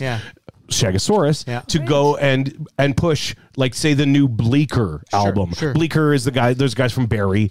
Really, they used to be called Bleecker Ridge, now they're Bleecker. And so they would hire Mike, and he's got one, India is his staff member. I consider Mike, I think Shagasaurus, one of the best guys in the industry. He's a sweetheart. He is a sweetheart. He's a great guy. All this because it was dropped in the story that Brother Bill was telling, which we played on this recent Lexicon episode. He's one of the best. And it's like, wait a minute, we don't know this name. I literally only see him now running at events. Shagasaurus was here. I literally only see him at events, and every time we see each other, we're like, we gotta hang out. Wow. And we never do. Wow. But every time we hang out, we end up shooting the shit for hours. Yeah. And where did I just see him? The Glorious Sun show at the Elmo. Wow. And I end up talking to him for like an hour after the show. Okay, before we get to Rob Preuss, don't be sorry. I wanted the full bio on Mike Rice. Shagasaurus, Shout amazing. out to Mike Rice. So Rob Preuss is going to kick out a jam. Yeah. But I like what DJ Dream Doctor said as we were talking about the Spadina bus, now the streetcar. He referenced, I have such fond memories of this, and I believe it is now gone. But he says there should be a song about the moving sidewalk at Spadina Station.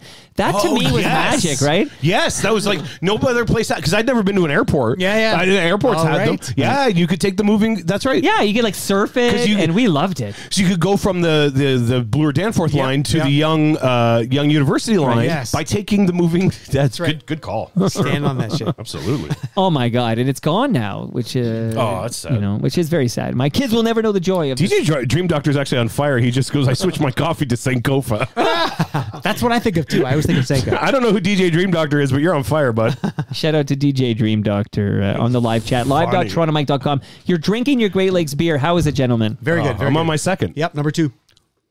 Number 2 is you didn't open yours on mic. I did. Oh, did you? It was in the midst of everything. Oh, while I was yelling. I'm sorry. Everything was going on. Here we go. VP of Sales reminds us that the famous sidewalk in Spadina, the escalator, whatever we call that, the moving sidewalk, was broken 50% of the time. He says. I think that's an overstatement.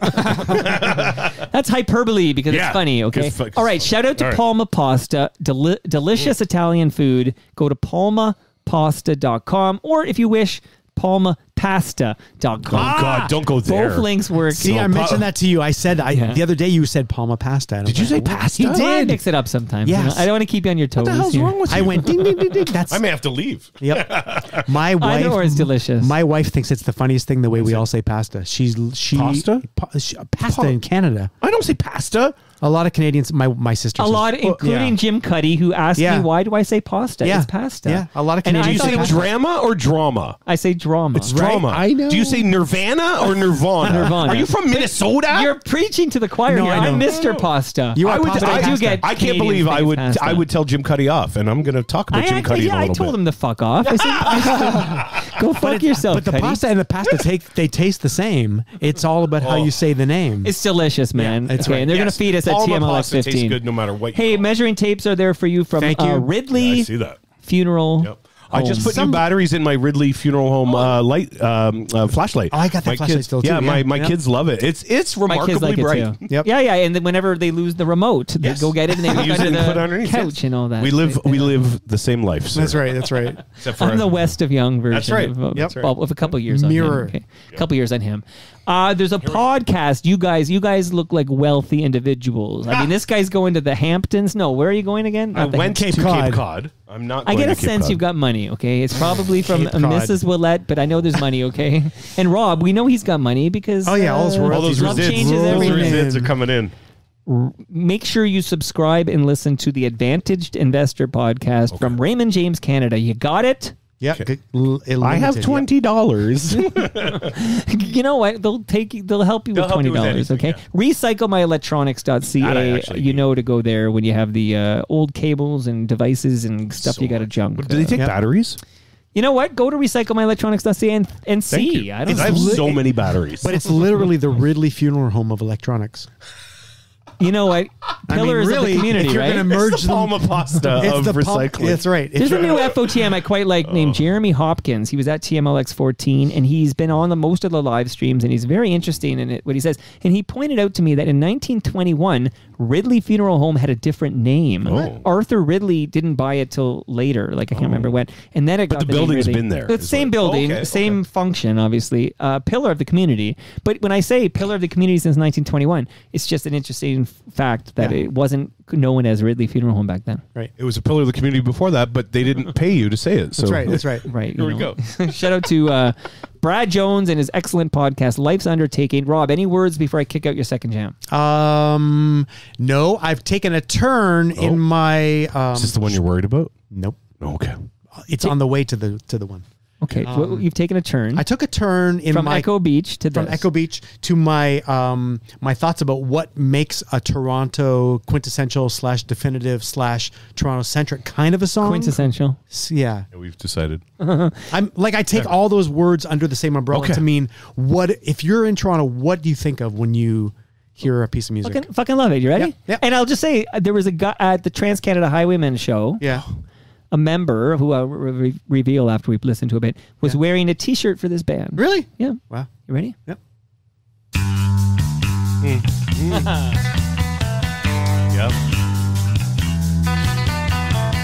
What a bass talk today.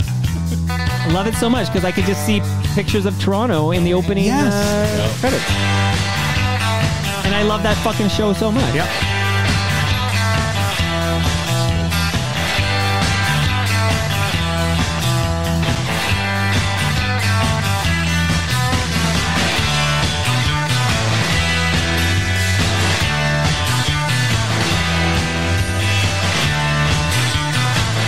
Kind of like Lovers in a Dangerous Time. It's the visual. Yes, that's right. That you see in your head when you hear the song. There's a merging of visual and audio together that sort of creates a memory for us, like in that way, like what Much Music did in terms of, making music videos, and you associate the visuals with the song. And I feel like somehow this is just like a Toronto thing to hear. True, but not for Much Music though. Not for Much Music? Nah. It's from Kids in the Hall. No, of course. But but I don't think on its own Much Music was playing a lot of Shadowy Men. No, not at all. But the same idea, the same concept of playing a song and you associate a visual thing with it. Sure. For sure. So this makes me think of Toronto and thinks of Kids in the Hall. I agree. You do? I love the fact that they had them play this live every time they did this show. I know. They recorded the show. That's the fact that I don't know if I realized that. Crazy. Yeah, no, they did it. No, when they were recording the TV show. When they recorded the TV show in studio, they had Shadowy Man on a shadow from a shadowy planet, right? Is that what we're talking about? Yeah. Like they had so they them played play each episode was a live performance. Live. I don't think. Have I you knew never that. watched the Did you know that, documentary Ron? on Prime? I don't know that I knew that. Watch the documentary on Prime. Really? Every week they were the house band. If you went to go see Kids in the Hall get recorded at CBC, that's amazing. They were there live. That's so cool because I did. That's amazing. I did learn that they recorded new music when they released the DVD series and the new series. They did new music to go between the scenes and stuff as well. And the name of the song is Having an Average Weekend, if someone's looking for it. It was I came on an album like in 1988 or so. Like it was weird to sort of try to find the history of this specific song. Yeah. But it was on a compilation album which came out in 88. It was probably on another EP or something earlier than that as well. When they relaunched the show, which by the way, the Kids in the Hall relaunch is hilarious. I know. I haven't seen the doc for some reason, but the documentary, watch the documentary, and they talk about having Shadowy Men on a Shadowy Planet there every time they recorded. Didn't they used to, now that I have a memory, like an episode where they would like cut to the band. Yes. There was like visual of that too, right? Yes. That's right. Every episode they recorded, the band was there playing. Amazing. Yeah. They've insisted on it. By the way, it was Craig Northey from The Odds who was wearing the T-shirt for Shadowy Men really? and Shadowy Planet. That's cool. When I saw them last month. Amazing. So great. That's and so that show, I have seen the reboot on Prime and loved it very much. And do we get to own it as a Toronto piece of music? Oh, I think you're bang on with that. Okay. Yeah, I think I can't argue with it's that Canadian. Like if you're outside the country, you're like, oh, are they from Toronto originally? I don't know if it matters, but they are. Yep. Yeah, you know what? And you think of Toronto, like you said, the opening of the show's got all these Toronto things, and they're from all the Kids in the Hall are from Toronto. Yeah. I think you're bang on I think with it's that Toronto. one. It might even be definitive. I don't think all the Kids in the Hall are from Toronto though, but that's but they definitely formed. But they formed in Toronto. Yeah. Shout out to Dave Foley, killing it on the latest season of Fargo. That comes from VP of Sales. I actually don't have Fargo on my. How many Kids in the Hall have you had on? One. Only one. Kevin McDonald. Really? That is it. We got to change that. I might be able to help. Give me Scott Thompson. Do you want Paul Bellini? Yeah, I'll take Paul Bellini. Because I had Paul Bellini on my. Paul Bellini could get you Scott Thompson. Yeah, I would like them both. Yes, please. Maybe both. Where do I sign up? Because actually, Scott Thompson is relaunching Buddy. Buddy Cole. yes. Yeah, Buddy He's coming. Cole. He's I love doing Buddy a show in Cole. New Yes. York. Yeah. So I'm no joke. I was there. Was it every Friday night on CBC? It was appointment viewing. I was Yeah. a massive fan of Kids in the Hall. I was Paul Bellini's boss at Proud FM. Did you touch him? Did you touch him? Oh yes, I did. Touch I've touched Bellini. And that whole tower. I have touched Bellini. I was there. Bellini's for it all. great. So Bellini is, he was on Bob's Basement, and I should help you with that. I would love to help you with That's amazing. Why don't you help me? The way that VP of Sales isn't helping me. Come on, I need some help. I will get you. You know what? It'll give me a reason to reach out to Paul, and maybe I can get Scott on Bob's Basement. I need to get some juice going with Bob's What Basement. happened to your big? I know. You know what happened to it? You promoted it heavily on Toronto. I just said it was going to happen. Yeah, it was other gonna, things come in the way. Well, just This is the Simpsons guy. Who was it again? Not Dan Castellana. No, it was Why is it, you don't remember? No, I do. Mr. Burns. Yeah. Hank Azaria. No, Jesus. not Hank Azaria. What's wrong with you guys? I'm 2 beers in. That's what's wrong with me all of a sudden. Anyway, it doesn't matter. It's not happening. So Well, okay, Harry Shearer. Harry is who it is Shearer. gonna be. So that's right. I It's not- I I'm have not to saying tell it's you, not happening. I went to bed that night jealous of Bob Willette. I don't like that feeling. Like I want us to be a rising well, tide. now I want to get somebody else to make you jealous. I'm going to work on that now. I don't think I've been this jealous since Hot Lips Houlihan. Yeah. Which is all. Yeah.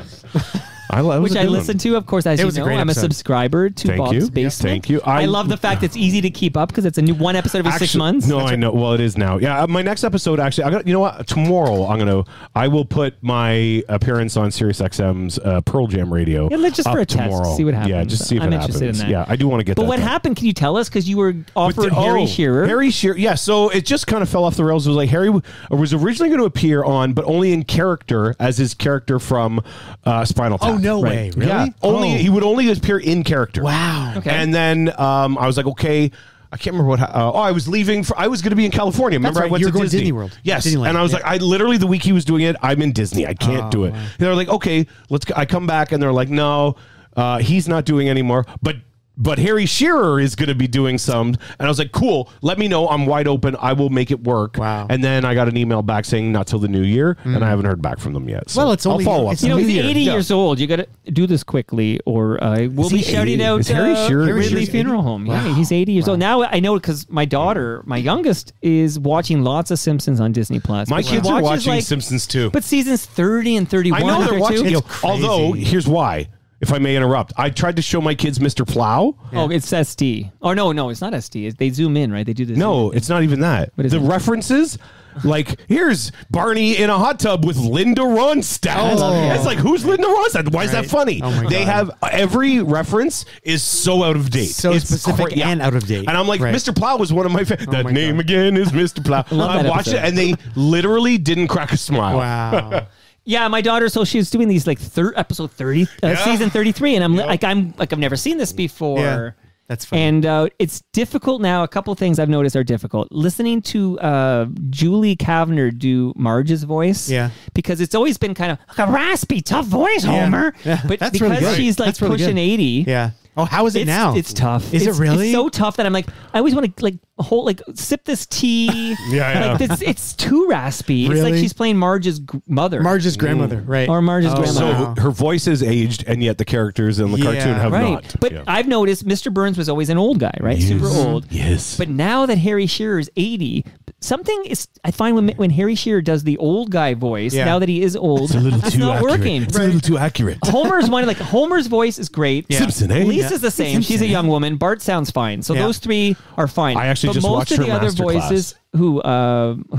The Scientologist? Is she a Scientologist? Bart Bart's one? voice, yeah. Bart's a Scientologist. Yeah, a friend of mine gave me his access to Masterclass. They got some cool Oh my shit gosh, in so there. cool. I know. Yeah, I did it because A lot of that Simpsons money went to Scientology. Did it really? Yeah, that's a fact. Anyways, Anyway, those so some voices are holding up A-OK, Yeah, which yeah. thankfully including Homer, because that's Right. like the star. well, now they don't star- have people star who are not of color doing. Oh, yeah, people. so Hibbert's a different guy. Yeah, and Apu's gone. Apu's gone. That was yeah. Hank Azaria? Hank Azaria Yes. did. Yeah. Oh, one more interesting thing is, so Edna Krabappel passed away in real life. Okay, so they buried in the show. They killed her, and she was married to Ned Flanders. Believe it or not, that might be a mind blow if you haven't watched it in a while. So Ned was married to Mrs. Krabappel. What? Yeah. But because she died, the wife died. Well, Maud died a long time ago. Maud died. That was who? Yeah, with the t-shirt gun. The t-shirt cannon. Oh my God. That's great. But anyway, so they decided to kill off Edna Krabappel in the show because she was a longtime cast member. Wow. They replaced her with like a young black woman. So they absolutely. So now the Bart's new Tiffany teacher, Haddish. I don't know who's doing the voice. Oh, I don't know. I know it'll be a woman of color because they won't let you do a voice anymore. Rightly so. On The Simpsons, you can't do. Sure, of course. Like Hibbert's got to be a black man. That's right. So interesting times in Simpsons land. Apu's gone. I kind of wish they'd bring up. I don't know if they can bring Apu back with a South Asian person doing the voice. I don't know. Aziz Ansari to do him or something. Somebody. Right. It was more than him. Even there's probably other people. Right. First one came to mind. I know. Nancy Cartwright. Nancy Cartwright is her name. Yes, That is the name of the side Jeremy character. because I'm trying to get I'm trying to get into voice work. Yeah. and specifically. You took the master class. I took I did the master class, and I've also I've done my demo, both a character demo and my voiceover demo, to try to get into especially like animation. Sure. Our boy Pete Cuneo, Scary Pete, he makes all his money on animation. It's amazing. Yeah. Right, Scary Pete. I only learned Nancy Cartwright from the live stream.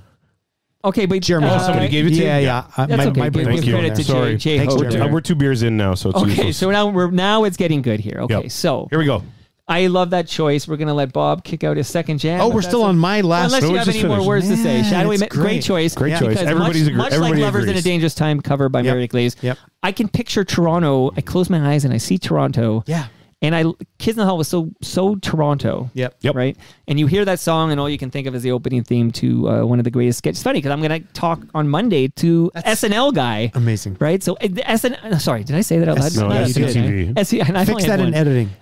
SCTV. Ask him about his hamburgers. I Oh, sorry, love- wrong tape, Dave Wrong guy. Thomas. He's dead. Too. Shout out to Ridley Funeral Home. Somebody messaged me. I said, "Who do you want me to have on Toronto Mike?" I was taking a lot of tweets yesterday. I saw that. Yeah. And I got a DM asking me, would I talk to? It was Dave Bookman, and I had to let him know, and I wrote him back. Oh, and they I didn't said, know that Dave was passed. Yeah, Oh, or dear. forgot, Yeah. and I was like, got sad news for you. I thought about that when I was listening to your 10 years ago. Oh, right. episode The as well, people who because you were passed talking about Martin yeah, and Bookie. Yeah. Yeah. Shit, man. Okay. And Kim Hughes was the other person. He wanted Kim Hughes and Bookie, and I said, well, Kim's been on, and Bookie's not going to be on Saturday. Get Chris Shepard on. I'm working on it. Yeah, I'm working on it. Good luck. Shep, where are you at, Shep? We need you Spikes here. of skill, baby. Oh, often imitated, never duplicated. Okay. You ready for your second Yeah, jam? let's do it.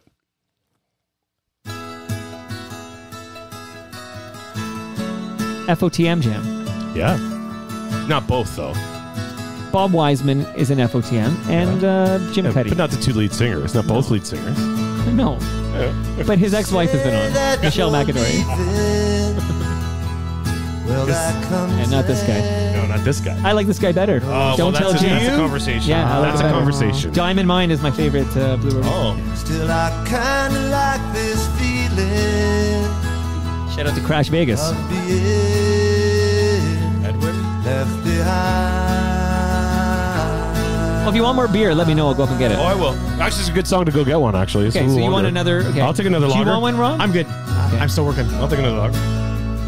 This ain't nothing new to me. Well, it's just like going home. It's kind of like This is totally Toronto. Oh, well, yeah, and there's one line in it that we need to get to. Right. That I think that really hits it home, right? That one line. Yeah.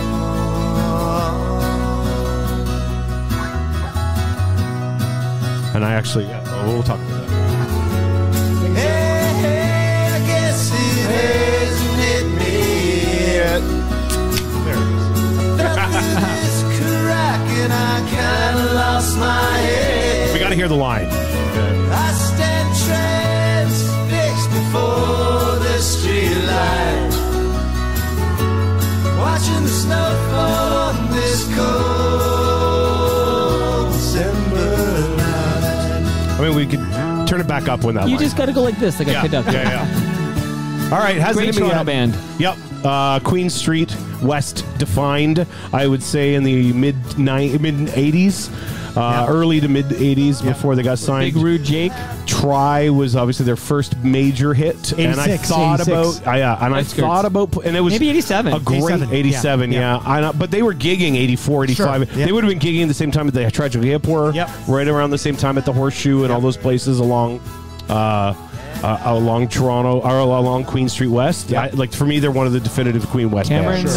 Cameron House, Cameron House, all those, and so I when I think of Toronto bands, they're one. Even though they got this, it's interesting because they're all Toronto guys. They got a real country vibe, right? Oh, big time. And I love classic country. Like I can listen to classic. But that was the scene in the 80s, right? With Big Rude Jake and all these guys. They got that country there's thing. Like a twangy, something. It's a twangy thing. It definitely like harkened back even to like an early 70s. Like, I mean, not quite like the Eagles. Is this the line here? Is it coming up? Or is it the next verse? It's the next one. Sorry. It's a long song. It's 5.5 Bob song. Wiseman's not on this track. This is post Wiseman.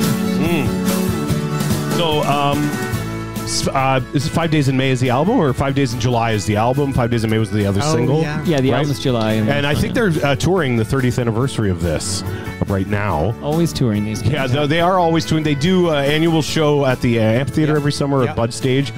My personal, I don't have any mind blows for this. I just think it's a great song. I love this. If I've always wanted to do a show with steel guitar. Just kick out steel guitar jams. Okay, I would do that. I've always wanted to do it. Sure. Look, we're going to do this forever. Just for the line.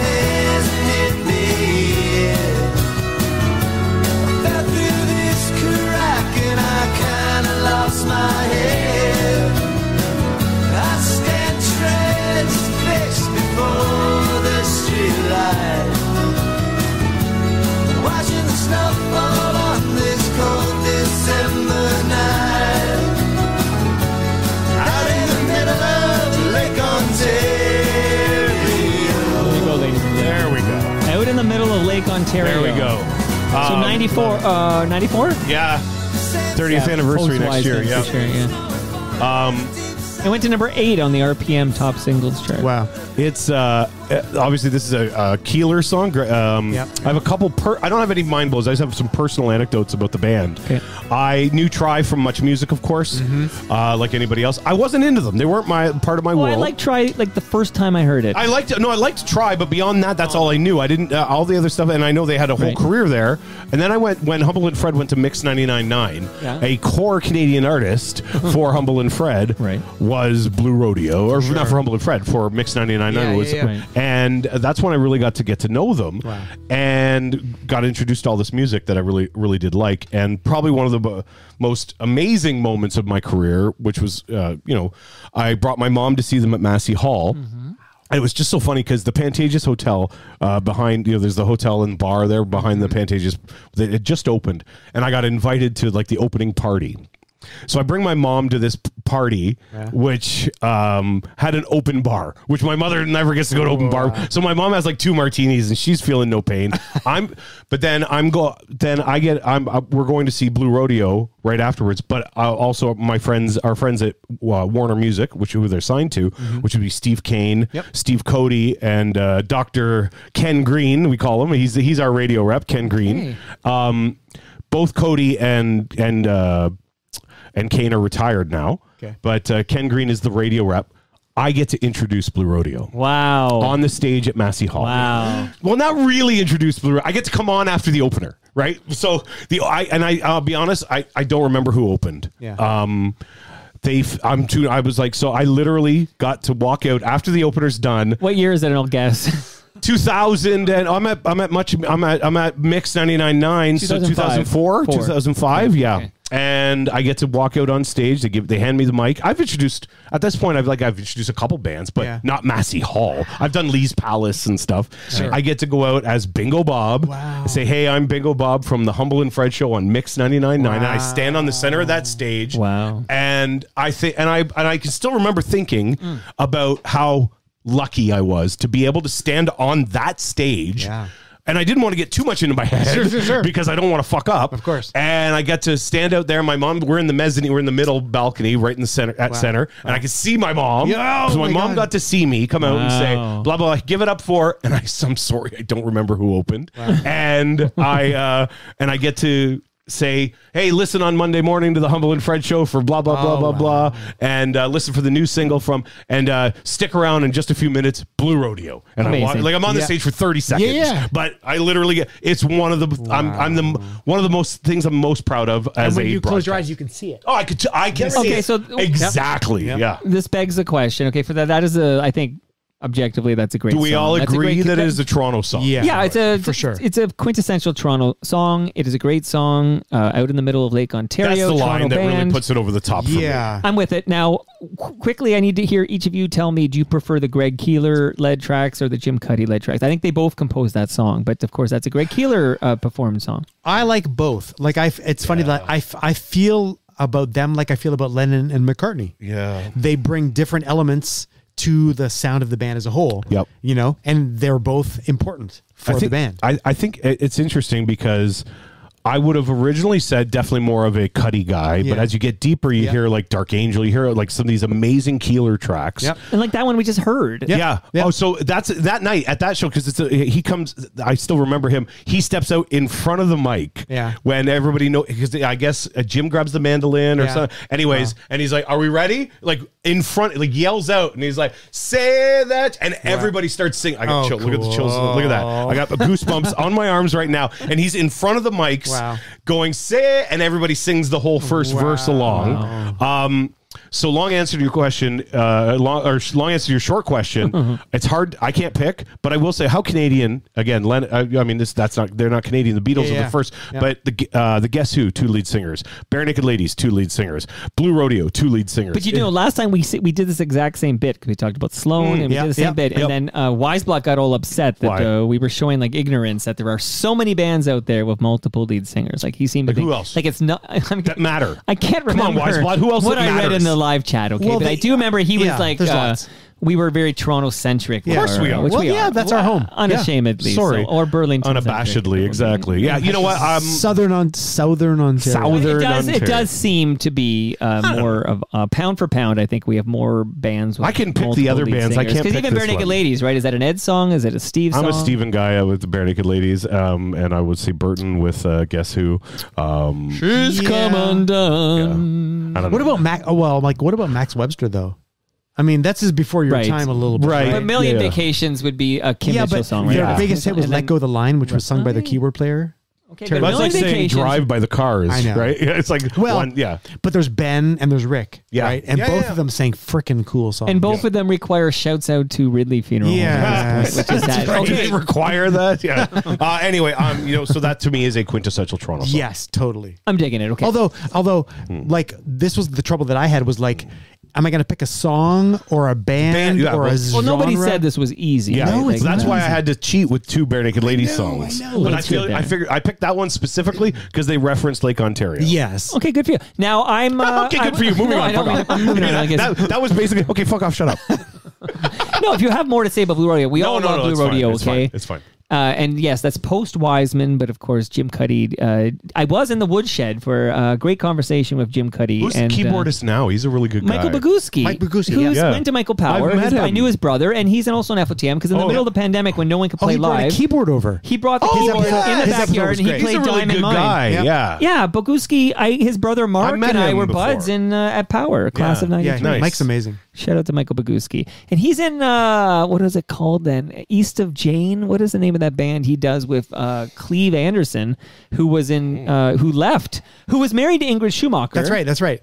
And left Blue Rodeo for a more reliable job with Canada Post. Yep. Right? Wow. Because welcome to Canadian music. You know, you didn't know what would happen with Blue Star Rodeo. system that we don't have. Shout out to Cleve Anderson, who I hope to get on the show one day. So I was worried this guy, I was, let me just play it, and then there's a little bit of an intro here. I can probably talk over here before I bring it up, but I didn't want to Hanson this guy because I believe you might agree with me. This is the biggest artist to ever come out of this city. Oh, and this yeah. is a song Yeah. about, I didn't want to Hanson him. No. And let's play a Just little of this. running through the 6? Yeah. Which has a terrible title. Like, I feel it should be called Running Through the Six. It's called Know Yourself. You can't not talk Toronto without this guy. Sorry. Yeah. Running through the six with my woes. Count money, you know how. And I got some nice mind blows around this song. I bet. Pray the real live forever, man. Pray the fakes get exposed. I want that Ferrari, then I swear. I want that Bugatti just to hurt. I ain't rock my jewelry, that's on purpose. Niggas want my spot and don't deserve it. Can't say that. He can. We can't. Oh, yeah. That's enough to say it. Yeah, I guess so. I guess I know myself. My son makes Filipino jokes all the time. We're Filipino. I just saw one of those memes. Actually, I meant to send it to you. Send it over. I'm Filipino American. I blah blah blah. I know a nigga named Johnny Blink. He put me on to define the things. Had a job selling Jabot jeans. J-Ho on the live stream says, I bet he misses that Degrassi money. Yeah. Okay, so Basement Dweller has turned down the program. He can't handle Drake. Drake's a bit polarizing with the older crowd. Like, I was having a chat with Chris Cooksey because we just kicked out a Drake song with Mohit. And I think a lot of Drake is excellent, and I can listen to it with my kids and love it. This is like his love letter to Toronto, Running Through the Six, but it's not called that. I don't know why he didn't name it that. So I have some things to say, and then I'm going to blow your mind of some things that came after this show. That's what we're going to do here. Okay, so this is from, if you're reading this, it's too late, which came out in 2015. Is this the one where he's sitting on the CN Tower? Yeah, that's the one.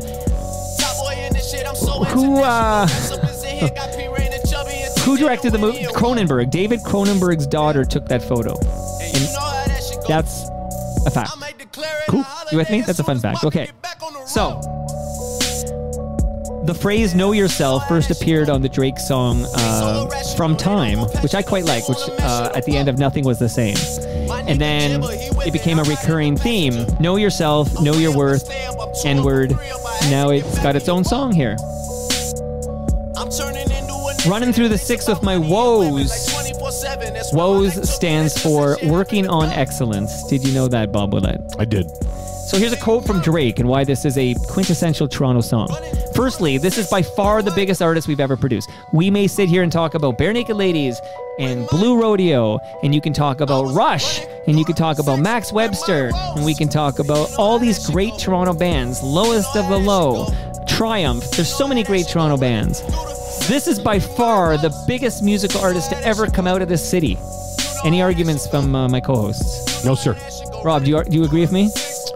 Commercially. In principle, yes. That's all I ask. In historical longevity, no. Oh, I don't know. I think he's going to have some longevity. He's been around a long... Like, he's pushing... What is he? Is he 40 yet? He's pushing... No, 40. he's not 40 yet. But I just feel like in 50 years, when somebody says, "What's your favorite Drake tune?" Most people are going to be like, "I have no idea who you are." We're going to talk about that in 50 years because I don't know. And that's an interesting conversation. The possibility of like putting on a piece of music in 20 years even, or 30 years, and listening to something that's going to resonate in the future. There's a lot of very, very, very popular Drake stuff. There's a lot of young people who love him the way we love the music we're talking about. And when I was in Frankfurt, talking to a younger guy in Frankfurt. No, it's true. He had no idea Drake was from Toronto. Really? But he was a Drake fanatic, all new. And I said, he's from Toronto. And he was, what? He thought he was American. Wow. But this guy in Frankfurt, this German guy, I'm just telling you, I didn't get that with the Rio Statics. You know what I mean? No, it's true. No, you're right. The other thing, too, is he's way more popular in the States than he is here. I know. And he's massively popular here. Right. You put him on in a club down, people lose their minds. Like, he's massive. But what's funny to me is because I'm not so familiar with his music, and I don't care to be familiar with it. And that's fine. But what I love is knowing that he's freaking Canadian. And because what I love is like, as far as like for the last 50 years, from somebody like Joni Mitchell, and then along the way, we have dominated the Americans. We're like taking over those. Like, in the many, weekend. for the fact that they have 10 times as many people as we do per capita, we definitely do much better. Yes. So whether or not I like Drake's music doesn't even matter to me. As far as when when an American tells me they love Drake, I'm like, he's Canadian, you know. But like, I'm so proud. Even if it doesn't mean anything to me, I'm like, generationally, you know that the Canadians are always producing good shit. Absolutely. I have a great Drake quote here, but just quickly to tell you that The Weeknd has the record for the most streamed Spotify song of all time. This was another artist I really thought about using. Yeah. Which song? Do you know what song? Blinding Lights? Wow, yeah, for sure. Yeah, the one that sounds like Take On Me. Take On Me. Yeah, I told my kids. My God, I totally The Weeknd is amazing. Like, I mean, he's phenomenal. But like, so what freaks me out is because I don't like a lot of the language that's used in a lot of we talked about this last time. That's why you don't like hip hop. That's where I turn away from it. Right. But when I listen to The Weeknd's music, I'm like, it sounds like he grew up listening to the music that I was inspired by. And I'm like, he needs me as a keyboard player. You know what I mean? No, 100% he does. That's the combination. Is like those two worlds come together. The album, I won't. The album that I can't feel my face is on. Yeah, which sounds a lot like Michael Jackson. That song. 100%. Yep. I was between gigs. I was between. I can't remember what gigs, but I was at home and I was going through my CDs. So it's a while ago. Yeah. And I actually, you can go on my Instagram or something. I actually posted a picture of The Weeknd and a 9 Inch Nails album together, and I was like, there is way more in common, these two artists, sonically, than anybody would think. Absolutely. He, like, The Weeknd is a whole other level. Yeah. You can argue, and I know, Mike, we're totally stepping all over you. You can totally argue that The Weeknd musically will be more important than Drake. Yes. But Drake, kind of popular culture wise, is a whole other level. Sorry, go ahead. It's okay. So here's a great quote from Drake that I think will cement this as a quintessential Toronto song. Okay, Know Yourself, by the way, which I do think is a terrible title, because when I was thinking about the running through the six of my woes, I couldn't remember it was called Know Yourself. Yeah, it's not a good title. It's not a good title, right? Okay, so Drake's quote: I always used to be so envious, man, that Wiz Khalifa had that song, Black and Yellow, and it was just a song about Pittsburgh. Like the world was singing a song about Pittsburgh. And I was just so baffled as a songwriter as how you stumbled upon a hit record about Pittsburgh. Like your city must be elated. They must be so proud. And I told myself over the duration of my career, I would definitely have a song that strictly belonged to Toronto, but that the world embraced. So Know Yourself was a big thing off my checklist. That is an amazing quote. Yeah. That makes me want to love that more than any other song. Yeah.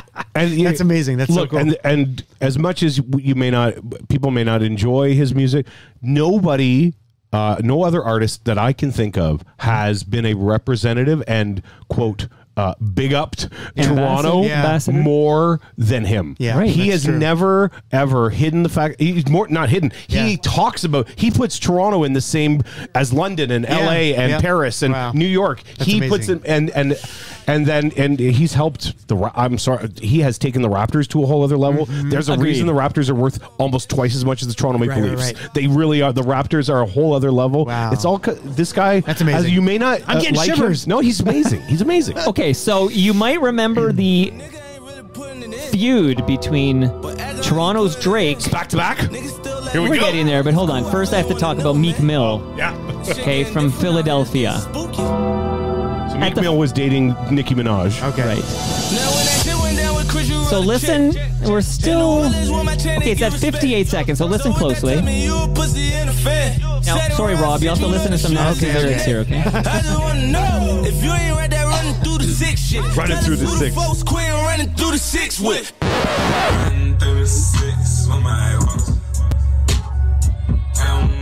This is called Wanna Know by Meek Mill. It's a diss against Drake, but specifically, listen closely.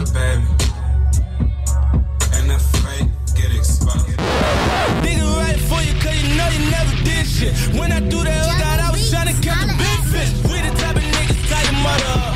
Fuck a sister in the ass and hit your brother up. Pussy, you really sweet, I call you buttercup. You fucking dork, you can't stop because you studied us. Coming with the same flow, switching up your lingo. We just want a refund, this ain't what we paid for. Every time that we come, we get what we came for. Spitting up a nigga shit, but you claim you can't know. I just wanna know, no. essentially for Rob is Meek Mill accuses Drake of having like ghostwriters. Really? And that he, that's not his flow. Meek Mill's from Philadelphia. Yeah. So we gotta remember this. Okay, so that is Meek Mill's Wanna Know, and there's this, famous diss track, but he thinks he's destroyed Drake at this point. Really? And Drake. Oh, yeah, this is the best, Bob. You're telling me my God, this is so good because like literally 2 days later, I think it comes out. You ready for this? And he comes out with this song called Drake comes out with this back to back, which is man. Oh, okay, ready? Here we go. Oh man. Not again. It's so good. Yeah, I learned the game from William Wesley. You can never check me. Maestro. Back to back for the niggas that didn't get the message. Back to back like I'm on the cover of Lethal Weapon. Back to back like I'm Jordan 96, 97. Whoa, very important and very pretentious. When I look back, I might be mad that I gave this attention. Yeah, but it's weighing heavy on my conscience. Yeah, and fuck you left the boy no options. I wanna see my niggas go insane. You gon' make me step out of my fucking frame. You gon' make me buy bottles for Charlemagne. You gon' make me go out of my fucking way. I waited 4 days, nigga, where y'all at? I drove here in a rave playing AR-AB. I'm not sure what it was that really made y'all mad, but I guess this is what I gotta do to make y'all rap. I mean, oh, can't fool the city, man, they know what's up. Second floor, Tootsie's getting shoulder rubs. This for y'all to think that I don't write enough. They just mad cause I got the Midas touch. You love it and you gotta get a world tour. Is that a world tour or your girl's tour? I know that you gotta be a thug for it. This ain't what she meant when she told you to open up more. Whoa. Yeah. Trigger fingers turn to Twitter fingers. Yeah. You getting bodied by a singing nigga. I'm not the type of nigga that'll type of niggas. And shout to all my boss bitches, wife and niggas. Make sure you hit them with the prenup. Prenup. Okay, so in essence, Robert, Meek Mill, we haven't heard from him since. I'm kidding. What's this called? Meek Mill, this is called Back to Back. Back to Back. And the cover of the album. Sorry, go ahead. Okay, well, you go ahead. Rob, I don't know how big a Blue Jay fan you are. Do you remember the 1993 World Series? Yes, of course. Okay, so Jays versus the Philadelphia Phillies. Baseball. Yeah. Do you remember who won that World Series? Maybe the Blue Jays? Blue Jays did. Yeah, Joe Carter, walk-off homer, Game 6. Against the Philadelphia Phillies. Okay, and so the cover Carter. Oh, no. And that's where Back to Back comes in. Oh, man. I think this is just, I don't know a lot about the history of diss tracks. I know Tupac had that great diss track. And so good. But this is some of the best diss tracks. This is also a great song. That's what I like about it. It's really good. The Meek Mill song, nice. Not as good. Not as good. This is a great fucking song. It's a great diss track. And Toronto wins again. Yes. We win. Wow. Just like the 2019 Toronto Raptors. Yeah. Okay? That's right. It fills me of city pride.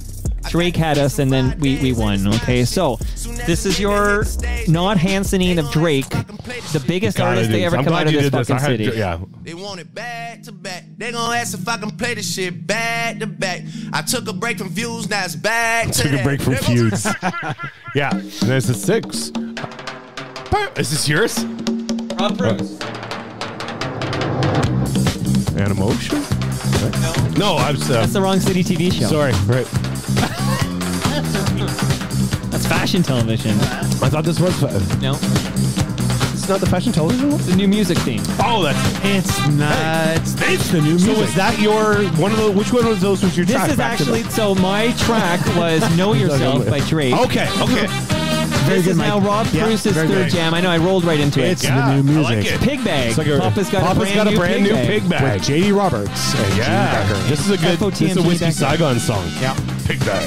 Papa's got a brand new. Okay, talk pig to us, bag. Rob. I think this is a fucking great Toronto jam. Do you really? This is the one I was all nervous about. This is the one. Really? Yeah, because it's not Canadian. It's a British band, Pig Bag, of course.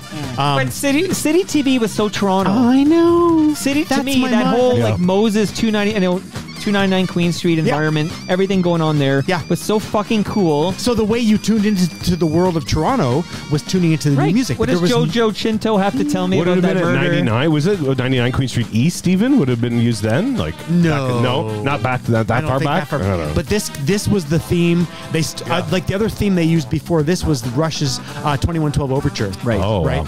And I was debating whether to use that. Then I thought this one is just a little It's more. much people know it. Yeah. Yeah. I mean, it's very 80s centric in a way. But to me, like, the first thing I ever thought of when I thought of Toronto and music was this. Because it sort of covers the bases of now you're going to tune into something that's going to tell you all about the music scene in Toronto.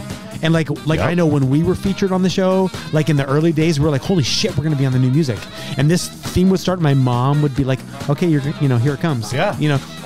Turn it on. So a lot of the sounds of City TV are sounds I associate with Toronto. Yeah, and you guys, I mean, you mentioned like there was that Elton John song "I'm Still Standing," which I hated for years because it was City Limit. That was City Teeny Line. Petty. City Line. It was Teeny Petty. Yeah, City Right? Line. Hated that Teeny Petty. intro. I hated that song for years because They it was. didn't have permission to use it anyway. They just used Really? it. Yeah. That's really? I've talked to Ed Conroy tipped me off to this. That's amazing. But yeah. They just used it. Yeah, But for a long time, I didn't like that Elton John song because it reminded me. Emotions, that's the fashion television yes, song. Yes, that one too. I like. They just played it, and then at some point, record labels are like, "Hey, you can't do that." Right. I had bad flashbacks from those songs. But okay, this one, they're bringing up. I want to hear about this one just quickly. That they're bringing up on the live stream, "Gonna Fly Now" by Bale Conti, and absolutely, City Pulse News. Right. City Pulse News. Gordon Martineau. Right. Oh, I fucking love it. See, this is my twist into the world of what makes you think of Toronto is those kind of stupid theme songs. I was thinking of like Mr. Dress Up and like weirdly. Although we Canadian. share that with the country, though. I know that we share with the country, but it's ours. We are the country. We are the country. We really are. We the North. We really are. Okay, guys. I didn't say that. These guys said that. I'll say it. I'll say it. Hate us. Go ahead. Hate us. Yeah. Go ahead. If you're listening in Vancouver, 90% of the population's here, right? Yeah. In the Golden Horseshoe. If you're listening, I did have Schadenfreude delight when I saw there were pictures of Vancouver -11 with snowstorm. Oh, I saw and we you were say like this, 1 degree and it was dry, and I just did a great 30K ride. It's like I feel like it was Ian Hannah-Mansing who was sharing it or something, but like. They got mountains in Vancouver. They got NBC. They have the ocean. Like, we can never have those two things. But we're making a comeback with the weather. But Lake Ontario is like, I'm sorry, the Great Lakes are actually like, they're not looked upon as regular lakes, right? Like they actually, they're great. They are. They're great. Shout out to Great Lakes Brewery. There you go. That's right. So you know what? I'll take. You know what? They have the ocean, but we have the Great Lakes. Yeah. So that's okay. I know. No whale watching in our lakes. So. No. Some you could look for some good carp. There is a version later on, either of the new music or fashion television. I can't really remember. I think it's the new music. I don't know how long did they use this for? All the way through? Like, I feel like they used this a long time, right? Oh, for the rest of the episodes, for the rest of the seasons. Yep. Because was it Avi Lewis? Who was like a later host Avi of the show? Lewis is one. Oh, there was a list of like all the people that hosted that show for years. It went until 2008 or something. So a friend of mine, a fellow Queen West DJ, and if there's anybody who you might recognize the name Shagasaurus? No, DJ Osaze. As a gentleman around maybe a touch younger than me. Osaze was featured as a dancer in the opening of the new music. No way. It's against the. Wow. It's against the. It's Nathan Phillips Square, and he's got these big headphones on. He's got his dreads going, and he's wearing big thick pants. It's very late 90s. Wow. Osaze is dancing in, and I'm not sure if it was fashion television or this one or new music, but I got to find out because he's still gigging. He's such a great guy. Osaze is one of the best dark rave Queen West DJs in the city. He's still going, man. He's a really good guy. Amazing. Just to tell you, the final hosts of the new music were Hannah Sung, who's in FOTM, and Hannah Simone, the two Hannahs, and they took Hannah over. Simone went on to New Girl. She was on New Girl. That's Really? Hey, there you go. And was on a television show, a HGTV show, which name I don't remember, with my friend Maura Grierson, who's the morning show host on The Edge now on CFMY. So Hannah Simone, that's who Hannah Simone. So she also hosted. I didn't know she hosted that. I knew she hosted the HGTV show. Your show that you're thinking of is called Space for Living. That's it, with Maura Grierson, who also hosted the second season of Battle of the Blades with Ron McLean. It's a small world. Yes, Ron McLean. You should have Maura on if she she'll said come. no. She said no. I invited both. What about Maura Tucker? and Tucker. I invited them both on. And they both said no? Yeah, I don't know. They said no, but Sons of I bitches. politely declined. But I know. Can you talk to her? I'll That's ask him bullshit. for sure. You know what? I Maybe knew her kind of through Humble Howard. No, of course. Back in the day. That's how I met her at Mix 99.9. I have traveled with them. I go to their cottage. I spend overnights at her and her child are friends with my child. Okay, well let's get them. Well, maybe she'll only come on here. if I come on with her. So I'll have to come on. Offer that on. Yeah, okay. I will. So, but did you have any more you wanted to say about Pig Bag? Nobody disagrees. You're not in trouble. He was worried. I was really He was worried he was going to get in trouble because it wasn't Canadian in any way, except for City TV. We are finding out City TV and Much Music are such a huge part of this. It's the visual element. On the live stream, DJ Dream Doctor said that Whoever his this guy favorite is. Toronto song was Romantic Traffic. Yes, he did. Well, that's because he knows you're It's a the co-writer. well, yeah, I know, but it's the video. I feel like it's like for a lot of people, the memory of the old TTC. I mean, the old subway lines. Oh, the Red Rocket. Yeah. Oh, yeah. And our stupid video, it's like that was what we took advantage of. Are you old enough to? Do you remember riding the red subway? I remember the lights would flash in it and stuff. 100%. I'm old enough to remember that too. Yeah. And Yeah. I'm even older than you. I used to have I to know go. you To, are. I used to have to go to the Gifted program by myself, so I would get on Jane's station and take it to Could Bathurst. you mention Gifted one more time? Jesus, every time he gets a chance, eh?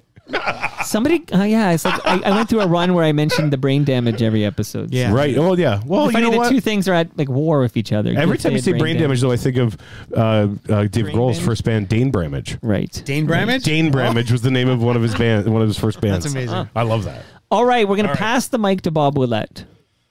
I had to Last do some game. hip hop at some point. We've touched upon it. We've done Drake. We've done that. I thought about Chaos. I thought about I thought about Chaos. I thought about Maestro. Yeah. But I decided on something because there's a great mind blow with this one. Is really why I did it. Where are you from? Canada. Canada. Everybody on the left, everybody on the right, in the front and in the back.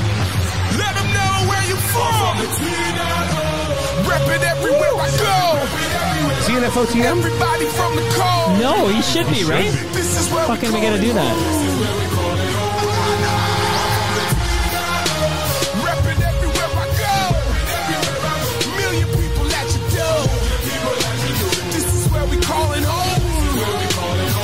Yeah, I'm from the T-Dizzle O, hot with the sizzle flow. It's cold when the airplanes land in the dot O. Home of the block O, patois and proper English. Rep it like it's my gang, that's why I sing this.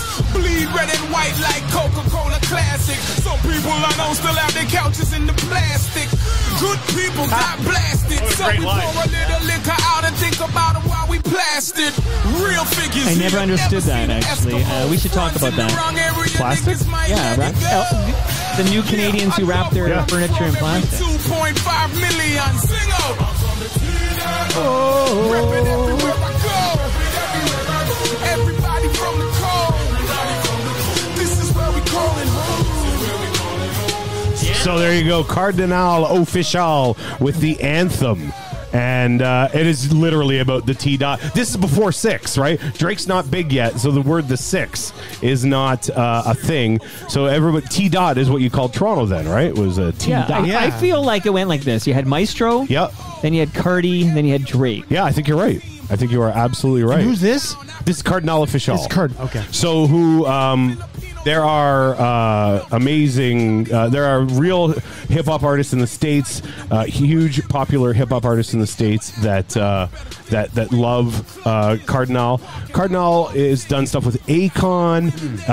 This song's called the anthem, and what's interesting about I love Cardinal because he really touches on the immigrant experience as a Torontonian, which I think is a huge part of what Toronto is. I was just this week, I took my kids to Children's Danforth Dentistry, on the Danforth, and this lovely woman, Prudence, was she's from so her mom's from the Barbados. Prudence. Dear Prudence.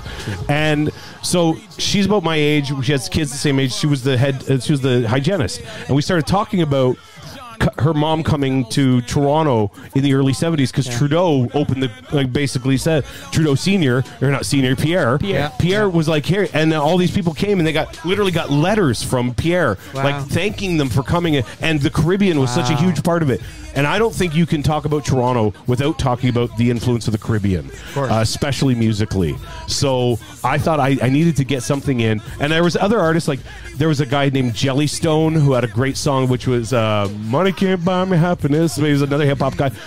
But this, I did this, even though it's not sonically the greatest song, I thought that this was a definitive, or at least a quintessential Toronto song. It's literally about Toronto. He's from Toronto. He is also a great flag bearer for this city. Yeah. And I'm surprised Kanon. Is that how you say it? Kanon, yeah. I'm gonna screw that up. Yeah. So Kanon, I'm surprised he didn't make your list. So it came down between Kanon and Cardi, because Kanon I love, also an immigrant from he's from Somalia. Right. And Kanon, for me, I remember you mentioned him before. I love Troubadour. Troubadour, for me, that album is a top 10 favorite album of all time. I love that album so much. But I thought this was just so perfect for Toronto. Sports are such a huge part of the city. It's an interesting thing when it comes to sports. We're such a white-collar town, but we appreciate our blue-collar heroes so much more. For sure. Like Wendell, and, we don't want the skilled guys. Don't give us the skilled guys. Motor City Smitty. Yeah. I fucking love that guy. Like Ty Domi and Tucker and and Gary Robert. Like, we don't want don't give me Matt Sundin. Don't give me Alexander McGillney. The guys who we did have, they were never as popular as the blue collar guys. And I think, and Cardinal always has kind of like embraced that. So that is a song that Cardinal did called The Anthem, and he produced it. Now he's also produced a couple other songs. Does anybody disagree that it's Toronto? Are we gonna do it? Let's do it. Oh, I thought you were calling. No, let's do it. Let's do it. He produced this song. Pass it to me. You got it right there.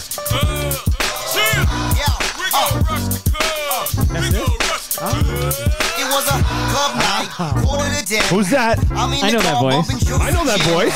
I might be replacing him right now. Just trying to unwind with a couple of friends. I always figured you're Cam. Oh, I'm Cam? Oh, okay. He's more popular. Yeah, no, I get it. He's meant more famous. No, you're right. I'm Cam. Coin Vance. No, but that makes more sense, dude. Cam Coy? Tell him that he don't gotta pay. I got a lot of hot girls. So, from Blowing Up with Jamie Kennedy and Stu Stone, produced by and featuring Cardinal Official, this is Rush the Club. Really? Wow. Yes. So there's a mind blow for you. Shit. See, it's a mind blow for Rob. He's learning this now. I can see him processing it. And now I'm like, what a multi-talented freak this Stu Stone is. Yeah. Why can't he get you Cardinal on? I don't know if I've asked him specifically. Maybe he can. I might be able to, actually. I'm working on DJ Lethal still. Because Cardinal's working for Universal Music Canada now. I would love it very I'll much. see if You know what I think of I love Cardinal. Toronto hip-hop artists. Yeah. So That's amazing. Isn't that cool? Yes. That was my mind blow. That's a good mind blow. Kind of why so Cardinal My mind Official is blown. is friends with FOTM, more than FOTM. Yeah. I don't know what you would put. This got talk about lexicon. I think there needs to be not a ranking, but I think there needs to be an acknowledgement for people who are more than just FOTMs, like a Rob Preuss, say, and maybe a Bob Willette, and maybe a Cam, Well, listen and to a the Wise lexicon Blot. and then come back to me. We might have covered it. Did you? I don't know. I'll have to listen to it on Monday. Well, I think there's more than FOTM. I think we're more than FOTM. Sweethearts. BFOTMs? Best friend? BFOTM. Anyway, so that was my... I love it. I love it. I think great artist, great song, great anthem, if you will, Toronto anthem. Yeah. And it's nice to hear Stu on Toast. That's amazing. You're Stu, definitely. I am Cam. Well, that was my thought when I think you're right. Dreamed up Coy and Vance. But I will say Stu has only had one appearance in 2023. Yeah, he's kind of abandoned you. Well, he did have the one, and it was a great, one-on-one 2-hour episode in the middle of 2023, so he hasn't abandoned me. Yeah. And he was supposed to be my co-host for TMLX 14, but he had to go to California and do something with Michael Rappaport. So it's like he's in a whole different echelon. I like that. Okay. There you go. DJ Dream Doctor shouts out. I'm glad being shouted out. Dream Warriors, my definition of a boom bap. Oh yeah. We're talking hip hop. But you could do Mishi Me, right? Yeah. You could do Mishi Me, Maestro Fresh West. These are all definitive Toronto artists. You could do Dream Warriors. You did Cardi. I did Drake. There's a whole bunch of, and now we're kind of sneaking in some Stu Stone. He's from Thornhill. I don't know if that counts. Again, we didn't talk. We mentioned Weekend. Yeah. There's so much you could do. Well, what about Shawn Mendes on the pop side? Shawn Mendes is from Toronto. Yeah. Nah, I feel like isn't he like Ajax or Pickering? Newmarket or something. No, not New. I think he's like a Pickering Ajax. He's like East. So he's not close. Toronto. He's close. Newmarket is Connor McDavid, right? That's, sure. That's Newmarket. Yeah. So shout out to Newmarket. But I consider. Anyways, we'll get to it in a minute. There's I think if you're around the Toronto area, you're close enough. Is what I would argue. Okay, so what are we down to? He actually talks about Toronto. I'm in Toronto, Yeah. and he actually mentions it. Shawn Mendes does. One more jam to Here we go. And then after we can have a quick chat if anything significant got Hansened. I feel my boy Maestro Fresh West got a little He got Hansened for sure. If he's somebody had to go, but he's not my final thing.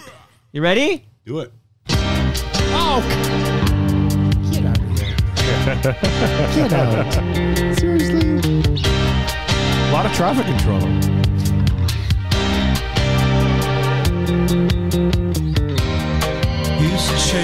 I'm going to slam down my headphones and walk out of here. Oh, wow. That's fine. It's a free country. It's my fucking jam, Rob, not yours. I mean, it's my jam, but it's your jam. Yeah. I'm kicking out this song. Really? You're living it, man. It's happening right now. A place with no signs to tell you where they're going to. Let's go. Is that your background? Did you have background? That's the saxophone part. Oh, but did you do background vocals? Not with spoons, but with Honeymoon Suite. Honeymoon Suite, you did? Yeah. Oh, there you go. Okay, 1984. Feel free to Robert Lawson me as you wish, Rob Preuss. Okay. Tell me everything you know. Yeah, what do you know about it? What do you know about this song? What do you know that he doesn't know? It's from the soundtrack album Listen to the City. From the movie Listen to the City. Okay. 2 writing credits on this song, Gord Depp and Rob Preuss. Holy shit. Produced by a name we've heard earlier, Nile Rodgers. Jesus Christ. The reason I'm picking this song is not because of the lyrical content and not because it is a, Toronto area band. I know Burlington is not GTA. Close but enough. Close enough. The whole Gordon Horseshoe is Oakville's GTA. Yeah. Burlington is a line for you? It's Oh, the GTHA. But the GO train goes all. The GO train goes all the way. Yeah, it does. Yeah. That's right. I think if you told a Burlington person they were part of the GTA, they'd be mad at you. Yeah, is what I think. but they accepted it though. Well, they'd be stupid if they were. But Oakville is. Yeah. So that's where the line is. Okay. GTHA. The reason I'm choosing this song is because of the epic, iconic music video that I would see on Much Music. It is what? The Bloor and Shepherd stations? I have Rob Preuss with me. Rob, what do you remember about the filming of the video for Romantic Traffic? A lot of things, because we basically went into the subways and the subway lines. I mean, somebody planned it for us. I remember having a meeting to Robert Fresco, maybe. Robert Fresco, yes. Yeah. But my homework. We basically talked about the idea of where we were going to go, and then we just would show up and they would point us in the directions. And I remember Sandy at one point saying, well, we didn't really have permits. Like, you didn't need lots of permits in those days. You just went down. Although your cameras were the size of friggin' there was one camera. One camera. So there was one cameraman and the director and not a big crew of people. We had a couple people with us, and that was basically it. So yeah. Was that a little video fact money probably for that? Remember the No, not factor? in those days. Not those pre-factor. No, Wow. For sure. Wow. Sandy did say it was the easiest video that the Spoons ever did. We just went from station to station, and he basically filmed us, and we'd stop in a spot, and people that were Did you have a keyboard with you? No, you didn't, right? No, you guys did nothing. So we would walk. People would walk by and we'd say, "Hey, you want to be in a video?" And they would we'd tell them play the song, and they'd do their things. I do get notes from people whenever I have Gord on or Sandy on, or even if it's a special Rob Preuss episode. I'm on all the time. I'm old news. It's the same old thing. Yeah. We're taking you for granted now. That's true. We do take you for granted. I have to remind myself, this man co-wrote Romantic fucking Traffic. I have to. But what I'm saying is, I'll get notes from people oh, my wife, who was my girlfriend at the time, is in that video. Torontonians who have cameos in the Romantic Traffic. I always love to hear when people say that, because I feel like it was all so random, just people in the area we'd stop them, and years later they'd say, "Oh yeah, I was in that video," or somebody I knew was in that video. So let me ask you: so that you both get equal writing credits on it. What came first? What's the chicken or the egg of that song? Oh, it was the music for sure. So, and you had that first, or Gordon and I, we jammed it together. This is what I'm asking. Were you in a rehearsal space? Are you in and it was just we were just coming up with songs. Literally, there was nothing. You didn't come in with any ideas or anything, or in that writing session. Not really. So I mean, you would start jamming around and playing with a couple of chord progressions. Yeah. And then they would sort of evolve. But Gord, because he wrote the lyrics and he was going to sing it, so he would. So is he jamming on a guitar, or he was on a guitar and I was on a synth? You're on a synth, okay. And I had a drum machine that I would program. Right. Somewhere in the world of the archives, there's a demo of the song that's sort of different in a way that it's more drum machine heavy. Okay. I programmed all these drum machines and things, but Nile really stripped it down, right, to make it this thing. And where was it recorded? Power Station in New York City. Okay, yeah, cool. Which is Nice. where like she recorded all the records. Yeah, of course. all that stuff. So actually, it was like. So how much did it change, if you don't mind me asking? Because my podcast is about change, even though I don't do it anymore. My podcast is about change. How much did the song change from when you went in, and what did Niall do to change it? Oh, he simplified it for us. Yeah? Definitely. So he would take a drum. There was a drum programmer named Jimmy Browlower. Okay. Derek didn't play on the song at all, our drummer Derek. Ooh. No. We knew we wanted it to be drum machine, though. Yeah. So we went in the studio to record Romantic Traffic and Tell No Lies at the same time. And Jimmy programmed the drums. Niall brought in some background singers, these guys who sang with David Bowie on Let's Dance. The Sims brothers. I could totally hear that now that you say that. Yeah, they're singing all the doo-doo-doots. It's Gordon Sandy and these Frank and George Sims were the brothers. Yeah, they toured with Bowie on the Serious Moonlight tour. And then there's some like horn lines in there. So Niall would sort of do all that stuff in the studio. That's always what always fascinates me, again, because I don't write music. I can't write music, but I always love what a producer can bring to it. Oh, yeah.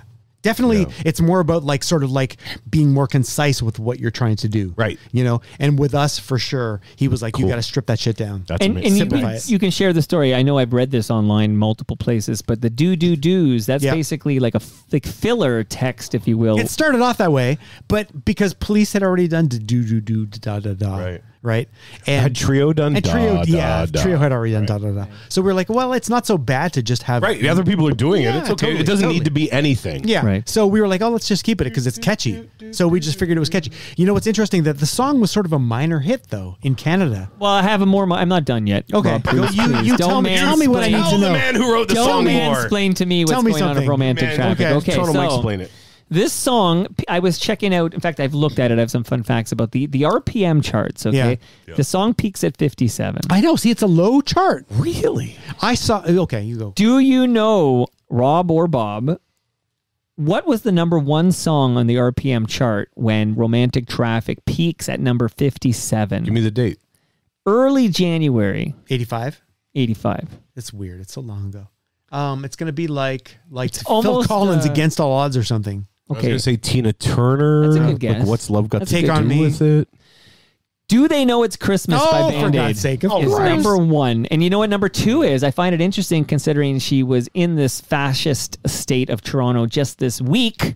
Madonna? Like a Virgin was number two. Really? Just another like Nile Rodgers production. Oh, really? Right? Yeah. That's right. Yep. He worked with her right after he did our album. Yep. And I remember that he was like, yeah, I'm going to work with Madonna. So crazy. And I remember calling him at the studio once and she answered the phone. Like, it's so weird, right? That's so like, crazy. I know, it's so stupid. By the way, that same chart that you guys peak at 57, The Boys of Summer by Don Henley is at number 48. Wow. And in the most recent FOTM KOTJ episode where I mentioned it's songs you dig, but you didn't initially know it was a cover. Yeah. By the way, I'm now accepting that was a good cover you played. Okay, but Cambrio, who I think is on the live stream. Hello, Cambrio. Hi, Cam. Not his real name. I believe I know he kicked out the Ataris, the Boys of Summer. Yeah. Yes, that was really So my cool. question for you is, I know Cam is younger than us three, but do you believe Cambrio when he tells you he heard the Boys of Summer by the Ataris and did not know it was a cover? How much younger is he than us? I don't have the answer. If he is only less than 10 years younger. But don't you think that song, even though, it was 1985 or whatever when it's peaking, but it had a long life. If he lives, so here's the thing. I think the cutoff, again, if you're going to talk about Gen X and like millennials and Z and all that, as soon as you don't live as soon as you live in a world where everything's on demand, everything's off the table. It's true. You don't need to know that song existed before, and it will never come up in your algorithm. Yep. It will never, like Alien Ant Farms. But he's not that young. I mean, but this is my question. I don't know. But I have like my, I have relatives who are in their early 30s. Yeah. They do not know anything that came before their lives. Whereas, again, I've talked about this before. I had to know what Leave It to Beaver was and what Andy Mayberry and I Love Lucy and all those shows. But this is what I liked about, you talked about Mr. Plow, okay? Who's this Linda Ronstadt? Yeah. Do you know how much pop culture I learned because it was referenced on The Simpsons? Yes. And I had to fucking figure out what they were referencing. But also, but when you came home from school... Citizen Kane, okay? Yeah. All these things. I didn't know what Citizen fucking Kane was, but The Right. Simpsons did a spoof of it, and I had to go find the source material. But it's because you cared enough to look. Yes, that's true. They don't ever, and I hate to say That's why I'm hosting they, a podcast. but those young people, they don't have to ever ingest anything they don't want Well, they to. don't have to. We didn't have to either. Yes, we did, because there was nothing else to do. We did. Global showed Simpsons at 5 and 5:30 every day, or whatever it was, or every Saturday. We had to. If you wanted to watch TV at lunchtime, you watched the Flintstones. Right. That's what you had to do. My dad used to come home from work every day and watch the Flintstones at 12:30. My sister and I still laugh about it. Like CFTO. That's what you did. Yeah, I know. Right. Yes, that's what you did. So these kids today, these kids have zero reason to do that. It's this on-demand bullshit. We had to work for it. You are not aware of your past anymore. Yeah, these kids are not aware of their past anymore because they don't have to. But we only did because we had to. But it doesn't make us better. We had no choice. We didn't have a choice, but we also wanted to because we were curious. Because we wanted the TV on. So do you feel like now that everything is accessible at one time, nobody's curious anymore? Like to me, I'm a little offended when a kid says, "I have no idea." They don't care. They don't care. They don't know. They don't care. They don't care at all. Yeah. About what came before. Why do I care? Okay, it doesn't matter to me. It depends on the human. It always has, I suppose. Right? We're cherry picking that because I have my oldest turns 22 next week. Yeah. Okay, which is wild. And he dove into the Beatles more than I think I have ever dove into. Like he literally he lived. He went through all the albums. That's awesome. He learned about it. He watched the Apple thing. Like he really got into the Beatles. Yeah. And the Beatles predates me and Bob, and even you were a baby. Yes. You were So in diapers. I think there's three things to consider there. One, he's your son, so he's seen you. So he's a curious cat. That's a mitigating factor. Yeah. Number two, the Beatles are a whole other level.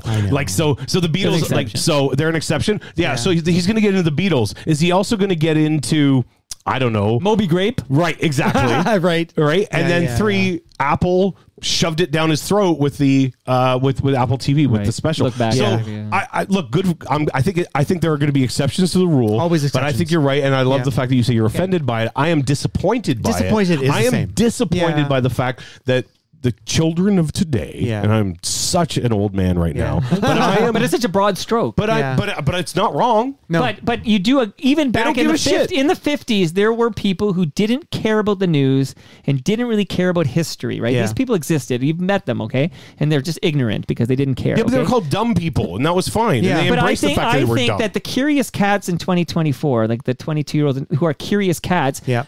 It's easy for them now, easier than ever, to go learn. They can go to the Wikipedia page, start there, and then they can go down and learn about this and that and that. Yeah, sure. I think it all comes down to whether you have that itch, right? Yeah, Are you a curious cat? That's all it is. The reason we're talking on Toast today is because all three of us are curious cats. Yeah, curious cats. The non-curious cats don't end up speaking into a microphone on a podcast. Yep. But the argument is, sorry. No, you go. The argument is, though, Sweethearts. I think there are way less curious people. Of course there are. Because you don't have to, because being curious takes effort. Yeah. Well, now we're getting into a whole other topic of discussion here. I know.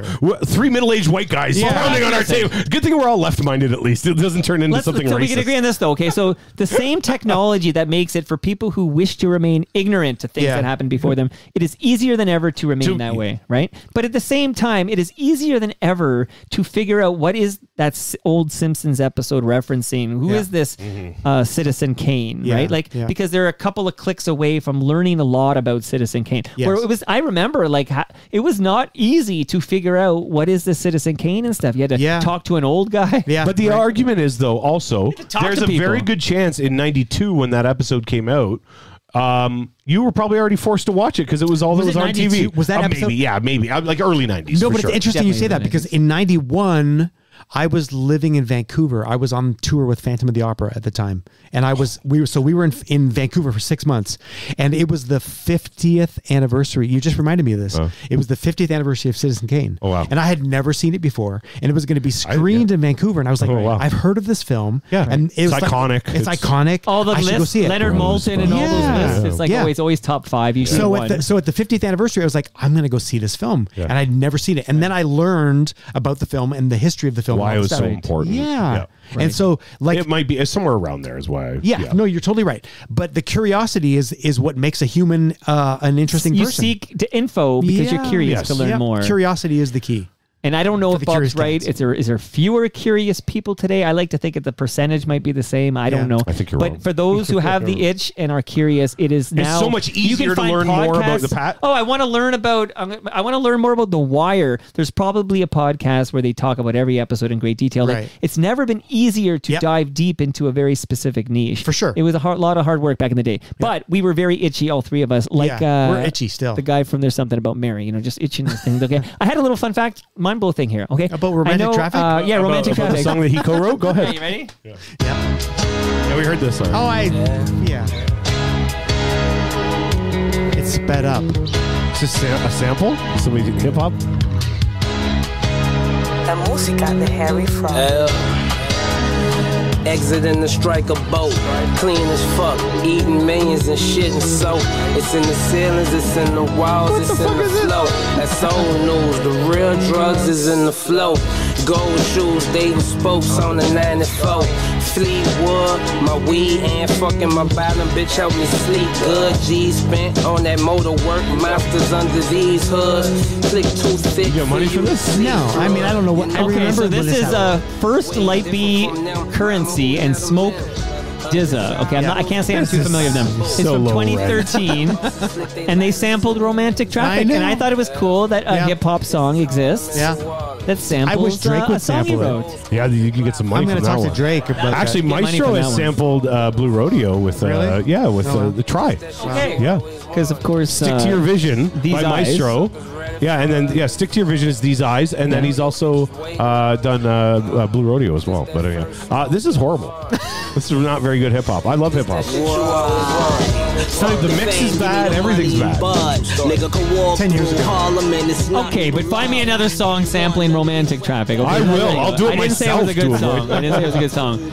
Okay, gentlemen, I enjoyed our toast this week. Do we have a topic for next week? I know it's hard to argue. No arguments. I was prepared for. You were ready for your ping Oh my bag. god, I was so nervous. Do you have an update on the Devils game? You want to give us a score before we I go? can do it. I can do it. Okay, Give me a Bob's sec. going to give us the Give me score. a sec. I got All right, the I'm score. hoping your My nephew Nico? has a shutout. Hang on. So far. It's 2-0 for the Devils. There you go. Look at you. You got my it right there. God. Okay, how do you Faster than feel? me. Like, find out how many shots on net, if you don't mind, Bob. I don't with see that. it, yeah. Bob's going to find out. He's the well, sportster on this. They're supposed to light him up. Let's see. They were going to light him up, were they?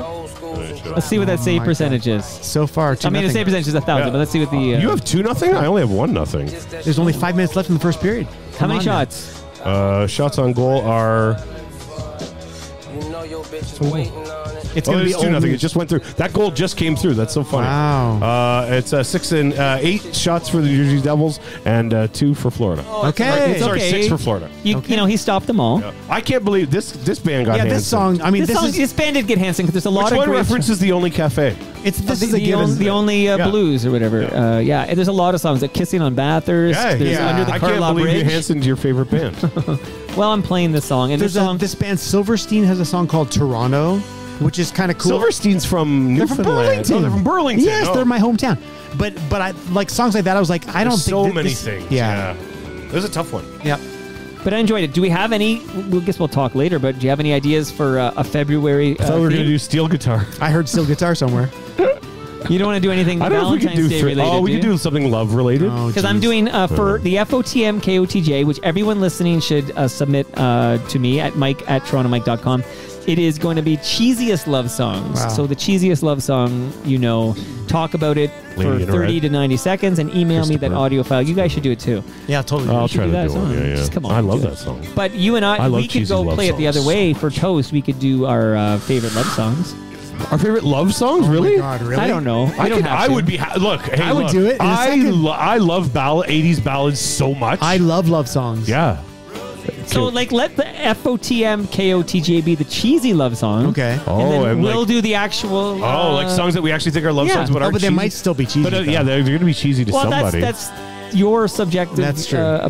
How you hear the song. I mean, I had Mike Stafford in here saying that "Imagine" sounded like bad high school poetry, and because Freddie P had kicked it out as one of his favorite songs of all time. So art I is love very that. I subjective. love that about Stafford. That's so great. Shout out to FOTM Mike Stafford. We'll talk about next month. But I will say I enjoyed this. Thank you. This was fun. It was amazing. Thanks for coming. Like you were amazing. like it was tough for you to come. No, it was good. It was easy. Like that's why I wanted to do this. You want to do it this weekend? Get it done. Yeah. My wife hates me now, but that's okay. She hated you before. That's true. I'm the only one with only one marriage here, so Yeah, you know. that's right. It's time for you to It's catch working. up. You guys, you guys. Rob's at 3. I'm at 2. You're at 1. What's There wrong you with go. you, man? And that brings us to the end of our 1,410th show. You can follow me on Twitter and Blue Sky. I'm at Toronto Mike. Bob is at Bob Willette, and it rhymes with Gillette. It's got a W there. And Rob Preuss has an X at the end, so it's at Rob Preuss X. Much love to all who made this possible. That is Great Lakes Brewery. That's Palma Pasta. That's Recycle My Electronics. That's Raymond James Canada. And of course, Ridley Funeral Home. See you Monday when my special guests are a couple of Hamilton boys. Oh yeah. Dave Thomas and Ian Thomas. How you like them apples? See you all then.